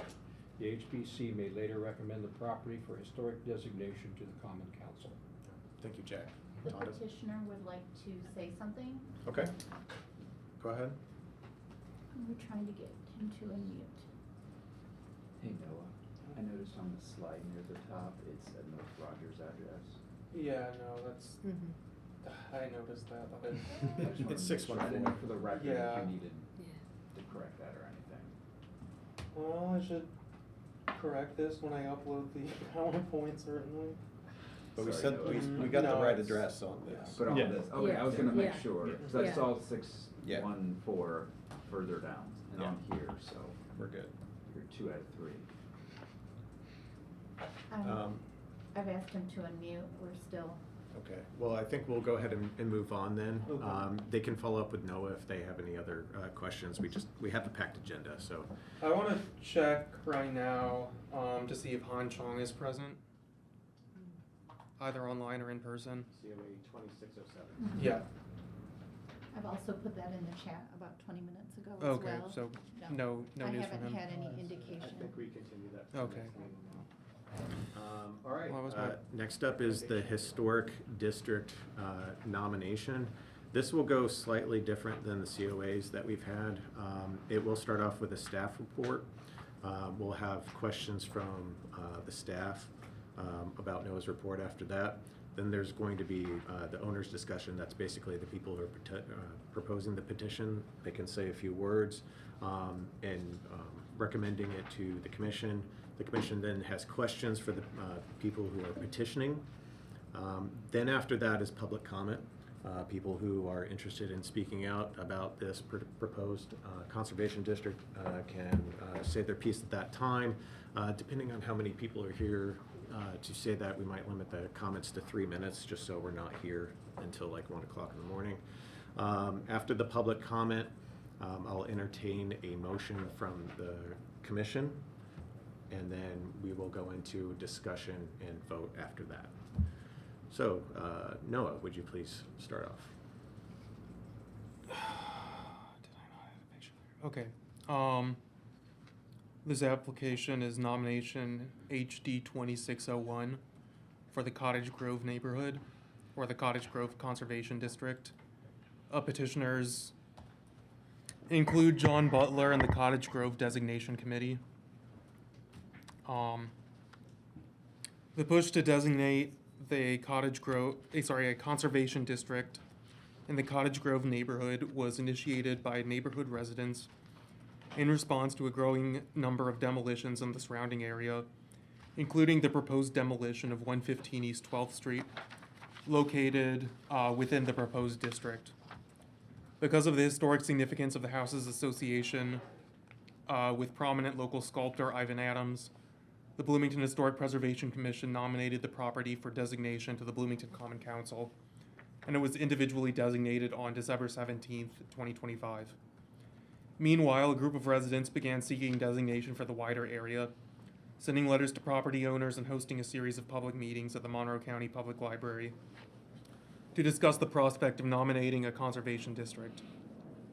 On December 17th, 2025, petitioner Dr. John Butler submitted an application to the Bloomington Historic Preservation Commission. Due to difficulties in achieving quorum and delays over the holiday season, the public meeting and hearing and vote of the Bloomington Historic Preservation Commission on this matter were postponed until today, February 12th, 2026. Survey and ratings. The Cottage Grove Historic District was identified in the early Indiana Division of Historic Preservation and Archaeology surveys as an area eligible for designation on the National Register of Historic Places. Despite being labeled in the Indiana Historic Sites and Structures Inventory as a historic district, the neighborhood has never been designated at the local, state, or national level. The area received local recognition for its architectural significance in 1974, when the 1852 Greek Revival mansion of General Morton C. Hunter was demolished amongst much public outcry. Although only a couple of buildings of this era remain in the district, the neighborhood was recognized by state historians for the density and integrity of early 20th century houses. Aside from some mid-century infill, most of the buildings in the proposed district date to this period. As of the current city survey of historic structures, 15 of the 122 houses in the proposed district are rated notable for their architectural significance. One is rated outstanding. 90 is contributing. I checked again today, it's 89. This would place the Cottage Grove Historic District among Bloomington's neighborhoods with the most consistent architectural significance. The boundaries in the state survey would differ slightly. I don't know if that's included. Would differ slightly from the proposed local district boundary. They include the northeast corner of Walnut and 10th Street, which has not yet been redeveloped, as well as the south side of Cottage Grove between Grant and Dunn, which has been mostly redeveloped. The boundaries admit most of Grant north of Cottage Grove, because while most of the houses on this block date from the early development of the neighborhood, many have lost their integrity. Also admitted is the 300 block of East 12th Street for unclear reasons, and the west side of the 700 block of Washington Street, which was platted later and built mostly post-war. The boundaries proposed in this petition includes most of the Lades, Rohrer, Clarks, and Reed's addition, as well as half of the Cottage Grove addition. This represents a contiguous area, mostly developed in a short span of time, omitting areas for which integrity has been largely lost. This district is being nominated under 3 criterion presented by the Bloomington Historic Preservation Ordinance, including criterion 1C, 2E, and 2G. Criterion 1C is for historic significance, exemplifying the cultural, political, economic, social, or historical heritage of the community. The Cottage Grove neighborhood was largely built to provide housing to employees of the nearby Showers Furniture Company and limestone industry, which dominated the economy of turn-of-the-century Bloomington. Like many Bloomington neighborhoods of this era, the Cottage Grove was economically mixed. Most of the houses were associated with workers in these industries. And as will be explained below, material and architectural features in the built environment attest to the important role that these industries played in the development of the area. Under criteria for architectural significance, 2E contains any architectural style, detail, or element in danger of being lost. The applicants list several unusual buildings and features included in including Bloomington's only example of a brick Queen Anne style house, and a bungalow with a belvedere, an original feature that would stand out on any bungalow. Another particularly rare building type can be found at 217 East 10th Street in the form of a Civil War era hall and parlor house that faithfully displays Greek revival features popular in the 1800s. Several similar examples can be found in Bloomington, but this farmhouse would rank among Bloomington's oldest extant buildings. Another criterion being considered is 2G, for exemplifying the built environment in an era of history characterized by a distinctive architectural style. The solid majority of the buildings in the proposed district date from the years before and after World War II. Pre-war houses, mostly working class, predominate in the eastern part of the district. That's World War I. World War I. Did I say World War II? Yeah. Okay, well, it says World War I in the packet, so I was wrong. Okay. Pre-war houses, mostly working class, predominate in the eastern part of the district. Like in contemporaneous neighborhoods west of downtown, most of these are built in folk Victorian and Queen Anne style. Many in gabled L form, commonly associated with this period in Bloomington's history, with a number of limestone houses from the late 1910s and 1920s are mostly craftsman style, with a conspicuous number of limestone Tudor revival houses. Many of the pre-war homes were built by employees of the Showers Brothers Furniture Company and bear the hallmarks of carpenter-built folk housing, while many of the larger post-war houses are associated with the booming limestone industry. In parts of the neighborhood, brick sidewalks and limestone retaining walls distinguish this early Bloomington neighborhood. The staff recommendation is for forwarding this nomination of the Cottage Grove, should be Conservation District, to the Bloomington Common Council. The Cottage Grove has long been identified as an area with architectural significance and integrity potentially eligible for historic designation. The applicants who prepared this nomination for the Bloomington Historic Preservation Commission have demonstrated care in the nomination process and strong local support for a conservation district. In addition to the area's historical and architectural significance, the neighborhood consists of a densely populated mix of students, owner-occupants, and other renters, a mix of upscale and affordable properties, and an attractive walkable environment close to downtown and the IU campus. While much of the surrounding area has been redeveloped, the western core of the Cottage Grove neighborhood demonstrates a strong cohesion.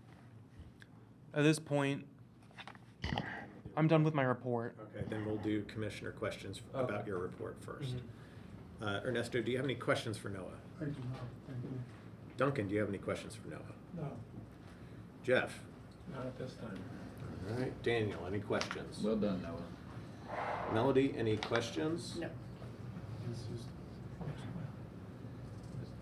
I'm not going to take part in the discussion. Okay. Thank So you. I abstain, I guess, or is it recuse? Recuse. I recuse yourself from the discussion. All right. Thank you, John. No questions.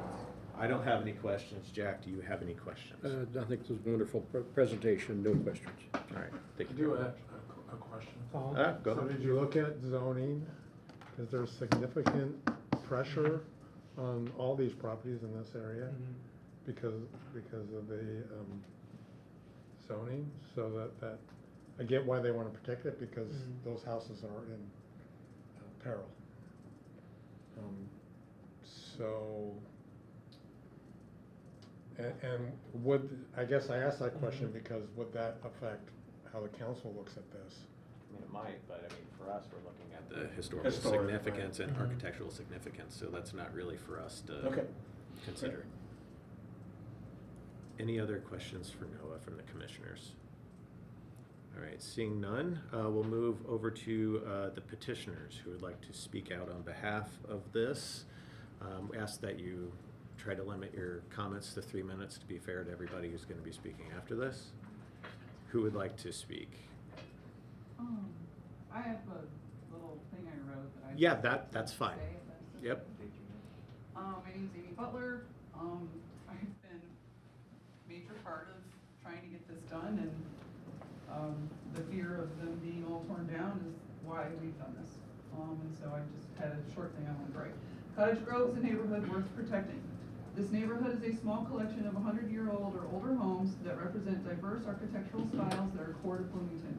They are built of materials and use techniques from their era. They cannot be duplicated. Once they are lost, we are not getting them back. All the bits and pieces are present that make for a nice place to live.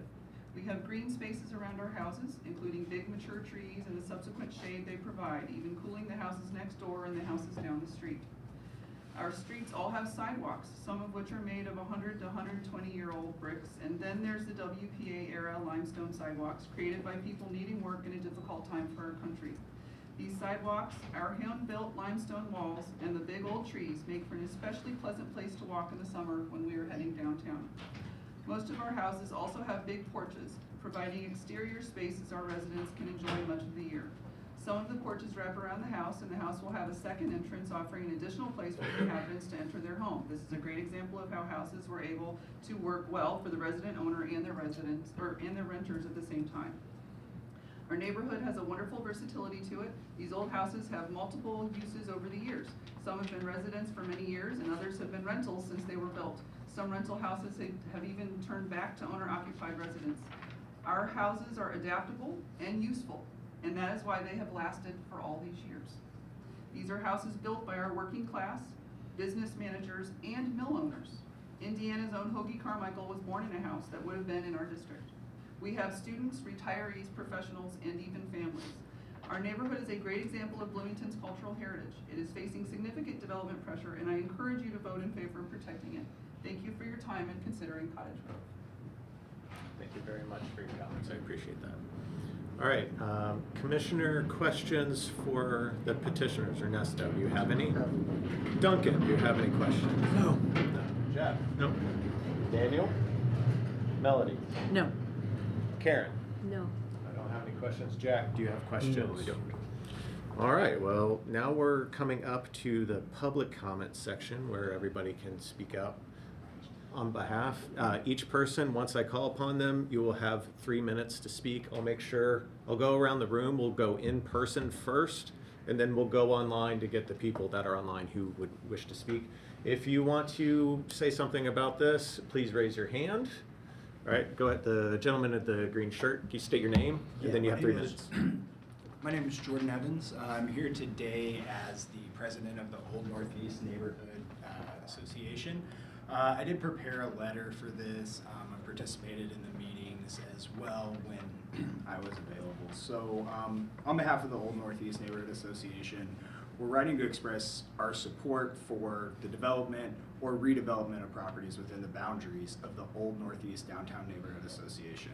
It's our understanding that residents in the High Point Neighborhood Association are seeking to apply for the level of historical designation for the entire neighborhood.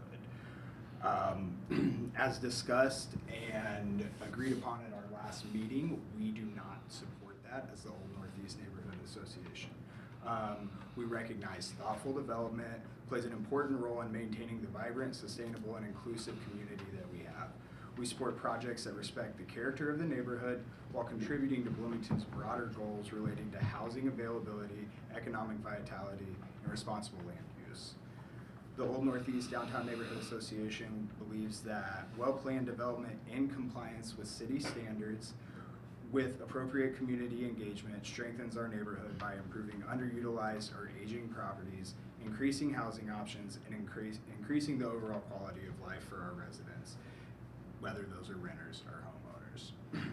We appreciate the city's ongoing efforts to balance the growth in the neighborhood as well as the interests of the people living in it. We look forward to continue to engage constructively on projects like this. We do want to be clear, we oppose the mapping as proposed. The lines do encroach upon the established Old Northeast Neighborhood District, and we were not consulted with or brought on any of the development with this. So appreciate everybody's time and consideration on that. Thank you very much. Other public comments? Yes, sir. Please state your name. Brian Allen. I own property in the neighborhood, again, across the street from the house you guys just approved for the release of the demo. I own right across the street, 322 East Cottage Grove, 320, 316, and 315. And unfortunately, my houses fall right across the street into this map here. So I oppose the nomination. I reiterate what Jordan has said, and thank you for your time. All right, thank you very much. Other public comments in the room? Anyone want to raise their hand? Yes, sir. Please Yes, state I'm your Bill Friel, and I've lived at 209 East 10th Street for 40-some years. The intentions that these gentlemen have expressed are excellent and ideal, but as properties exchange hands and times change, sometimes those ideals are not met. And we get the wholesale swath of destruction that we have seen in similar neighborhoods, such as specifically the 11 and 1200 block in North Woodburn, which is streets similar to our neighborhoods but have been leveled and replaced with shoebox-like buildings that are now full of IU students, which most of whom are fine neighbors, but some of whom are not. So we just want to, I remember hearing this gentleman here talk about respecting the integrity of the neighborhood, and that's really what we're after, is just to do that and to have you know, a little bit of restraint towards the idea of development and maybe some ideals that are or are not met. So I support this, and I support the Butlers. They've made a great effort. I hope you agree with it. All right, thank you very much for your comments. Any other comments from in the room? Raise your hand. Yes, please, go ahead. My name is James Ford. I live in the neighborhood. Unlike some people who just own property and rent in the neighborhood, I am a resident. We have already submitted our comments in letters to the packet, so they can be read what we're all thinking. You'll see that there has only been one single letter of opposition. The gentleman who was here, he's gone now, I don't know where.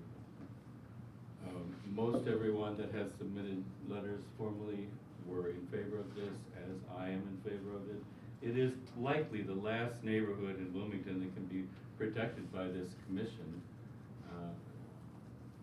The growth has been so fast lately from developers that they're going to be, what's left of any unprotected neighborhoods is going to be eaten up fairly quickly. I hope that you choose to protect this area the way it is a small area. It has not a large percentage of people who are owning that live in there, but perhaps once it's protected, it will become more desirable and more people will want to live in there. And that's all I have to say. All right, thank you very much for your comments. Tonda, do we have anybody online who would like to speak? We have some online people. I did put a note in there that they would be able to speak after those public comments here in person. Okay. We have a Michael Brams that would like to speak. All right, Michael Brams, go ahead and speak. You have 3 minutes. Could we wait for Oh, you? Now sorry. it's unmuted. Okay, go ahead, Michael. Yeah, hi. I am an out-of-town owner. I own a house, as I said, that would fall within this area that's being designated, and one at 401 that's slightly outside in the old northeast neighborhood. I am in favor of the neighborhood because I know that for me, a lot of my tenants, when they want to rent, they want to live in something that resembles a house, something that's in a neighborhood. If they didn't want to live in a neighborhood or something that resembles a house, they would move somewhere else.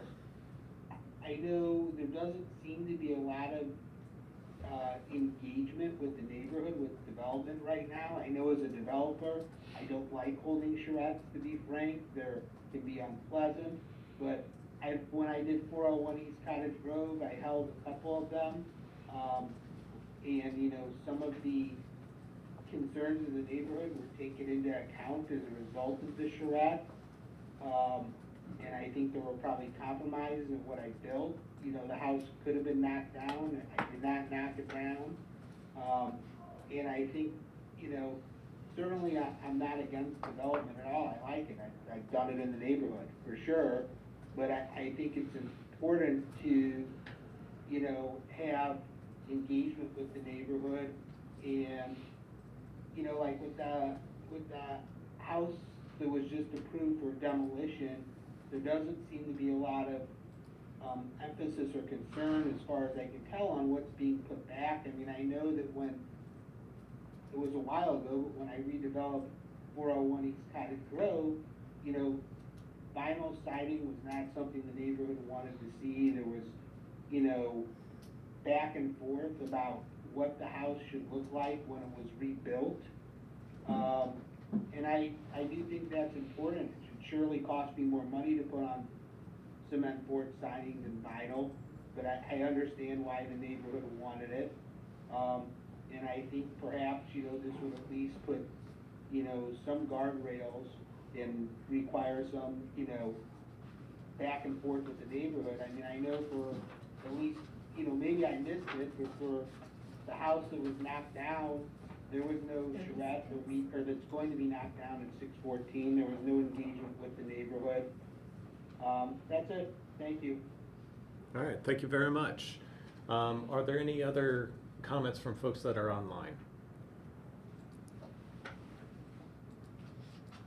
I don't see any indication.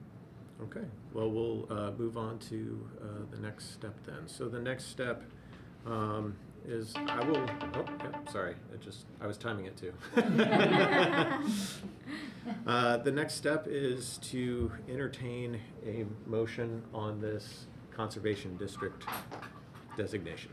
I move to forward the nomination for Cottage Grove Conservation District to Bloomington Common Council. Is there a second? Ernesto's second. All right, we're gonna have comments. Ernesto, any comments? No comments other than I support the neighborhood for this. That's all. All right, Duncan, comments. Yeah, I support it, and I want to commend the neighbors who brought this forward. I've looked at a lot of historic district nominations, and this one I think is really thorough. It's really good at pointing out what's very special and also what's kind of normal about it, and really emphasizing both. And I think the argument that I think it was Noah's maybe research about how many notable houses there are vis-a-vis or relative to the total count, that struck me enough that I kind of took a cruise through the neighborhood again to remind myself that I used to have a lot of friends who lived on North Washington Street that, many, many years ago, almost all of whom moved out because of student takeover.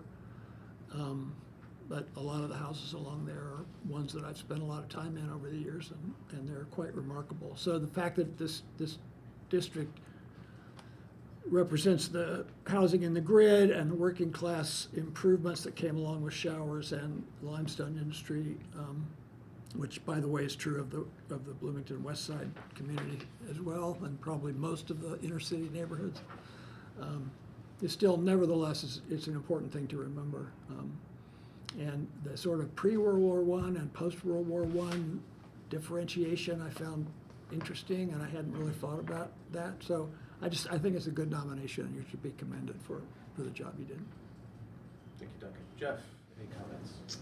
Yeah, so I've watched downtown change significantly, and because of what I talked about before, the change in zoning and facilitating large multi-unit properties. And this is a pocket of houses that obviously has some really special houses. So I think it's worth protecting. Thank you. Daniel? I have nothing else to add. I think it's well done, so I think it's worth supporting. Melody? I agree. Karen, any comments? Well, I second what Duncan said about it being a great nomination and these very interesting aspects that are brought forward. And but I would add something that Noah mentioned in his report. I think it's in the application too. Is that for decades, I think this neighborhood has been waiting, shall we say. It's been identified as a potential, great potential historic district, and I think it was just waiting for the right people to come along to bring it forward, neighborhood, gather the neighborhood support, and I'm really happy to see it happen. Right. As for me, I fully support the findings that are in the staff report. I find this area to have historic significance and architectural significance as laid out by Noah. As Duncan mentioned, it has a very high number of, is it notable houses? Especially compared to some of the other districts that we have within the city. So this has my full support based on the historic significance and or architectural significance of the properties there. Jack, comments? I thought it was a great petition as well. I always want to point out in case of conservation districts that things used to happen fast. Before DD and before conservation districts, houses could disappear very quickly, 2-3 days, and you wouldn't even know until it was gone. That's why these two protections were brought about, and words that we use for them are protection, security, stability, integrity, among others, and they slow the destruction. They don't make the neighborhood grow necessarily, but generally the neighborhoods, I think, do grow and become more solid and social because they are conservation districts. You also get to make rules about what can be done, can't be done. Rules that protect the neighborhood and keep them sustainable. So I'm a great proponent of conservation districts, and will certainly support this one. All right, thank you, Jack. We've already done public comments on this, so I think we're ready to go ahead with the vote. Okay. Just looking at the chair. There we go. There's been a motion to forward to Common Council for designation, which has been seconded. We'll take a roll call vote. Jack Baker? Yes. John Butler? Recuse. I'm so sorry, you recused That's- yourself. that's My fine. apologies. Ernesto Castaneda? Yes. Jeff Golden? Yes. Melanie Dusner? Yes. Karen Duffy? Yes. Jeremy Hackard? Yes. Daniel Schlegel? Yes. That motion passes. All right, Jack, you need to read the forward. Thank you. Forward the council. But you need Mhm. to, conservation district, not historic district. Let's see where that is. Okay. This is a resolution to forward a recommendation for property to get historic designation to the Common Council.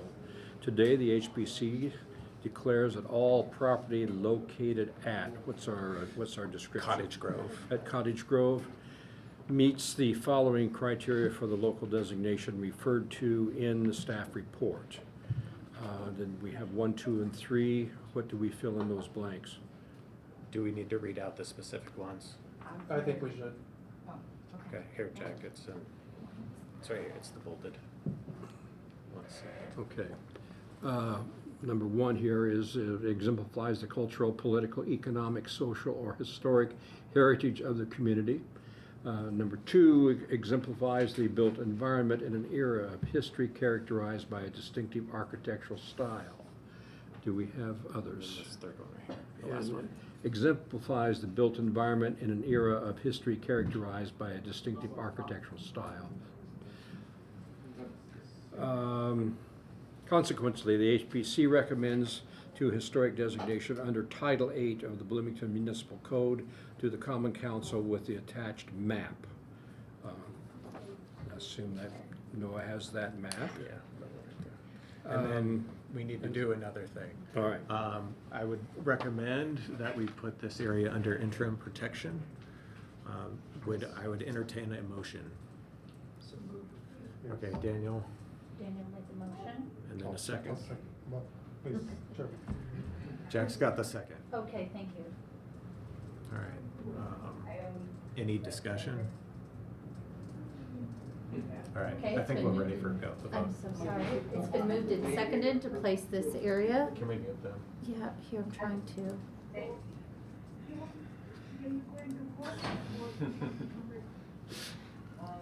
I'm having trouble seeing which one is not muted. Michael Bryan. Yeah. He's not showing up on my Diana, screen. thanks for the Hey, cherry. Michael, you are Very nice. on the meeting right now, sir. Can you mute? There we go. I just muted. Thank you. My apologies, I could not see him on my screen. So it's been moved and seconded to place this, this area under interim protection. We'll go ahead and take a vote on that. Jack Baker, Yes.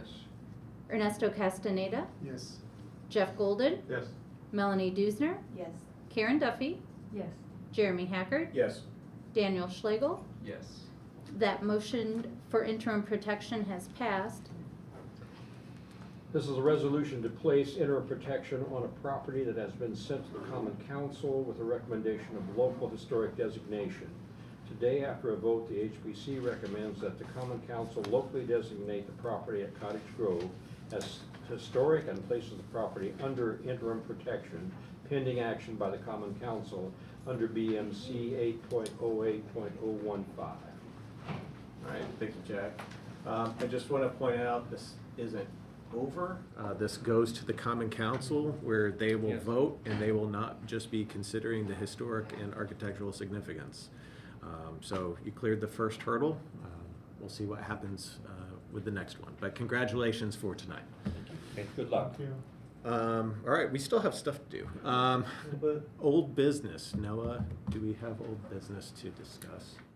As some of you may know, Elm Heights Historic District has put together a committee that is reviewing their current guidelines, seeing if they want to make any changes to them.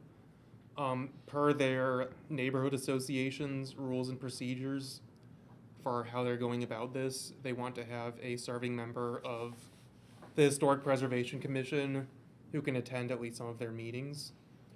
Previously, this had been Sam DeSoler. Since he has not been reappointed to the commission, he's continuing to serve as an interested party, but the neighborhood association is looking for interested volunteers who are currently serving on the Historic Preservation Commission. You don't have to answer right now, I think, but if you could think about it, email Noah. If you have some interest in doing that, that would be of great help to us. So appreciate you thinking about that. Anything else, Noah? There's something I'd like to add under new business. All right, if we're ready for new business, let's do it. I've been putting together a new procedure for handling violations to make sure that it's dealt with consistently, and I've run it past the Annas. And part of what actually Anna Holmes here proposed is that once we present the language, which I hope to do at the next HPC meeting, that the commission decide whether or not they want to vote it into the rules and procedures. That way, it's going to be something that we do pro forma and won't be lost when there's turnover in institutional knowledge, as has sometimes happened. Excellent. Okay. Anybody have any questions about that for Noah? I think it'd be great to have that written down, and it's pretty clear. Any other new business from you? I'm trying to think. It's okay if you don't. Anything going on at the History Center? Oh, that would be Commissioner comments. Commissioner comments. Does anybody wish to share any comments? I do. I want to thank Renard Cross and Sam DeSoler for their service. They were not reappointed to this commission. I think they brought different points of view, a lot of knowledge. Especially want to thank Sam for last year for serving as chair. I think he did a really good job. So I just want to recognize them for their service on this commission. And then just another thing, thanks everybody for voting me for chair, or at least those of you who voted. I will try not to royally screw it up, so thank you. Well said. Any other comments from the commissioners? Yeah, I just have a quick comment. So I've been on this commission many years in the past, and I know that one of my faults is I'm a real estate appraiser. So you heard it tonight. I can't turn off the financial thing, so it's always in my head. So call me out. I'm going to reclaim some time for me. I also want to welcome the new members as well, Jeff and John, and then Karen is a voting member now. Yeah. I know Abby wasn't able to make it, but we have another new person, so welcome back and welcome in different ways. Yeah, Abby sends her regrets. It sounds like she's on vacation. She didn't know when the new appointment would happen, so she'll be here hopefully in March. Excellent. All right, any other final public comments? There's last chance for public comments. Yep. We still have a petitioner that was wanting to speak earlier. Would like to. And I've just asked to see if they wanted to in this last. Well, we have an in-person comment. We can go ahead with them. I actually have just a question, and I think I should address it to council. if a property or an area is put under interim protection, and if someone had previously demolished a house intending to build something, but they have not yet submitted a plan, a building plan, they've already started, can the interim protection stop it right now, protecting the building because they have not yet submitted a building plan? I know that's I'm not asking for an answer. I wanted to ask, put out the question, and I hope to maybe find out how to go about finding that answer. So, that's all. I'm happy to look into that for you. That's a good response. Specifically, it's 717 North Green. Thank you. All right, any other comments? I would just like to say that I really was hoping to not be a member of this commission when the vote happened.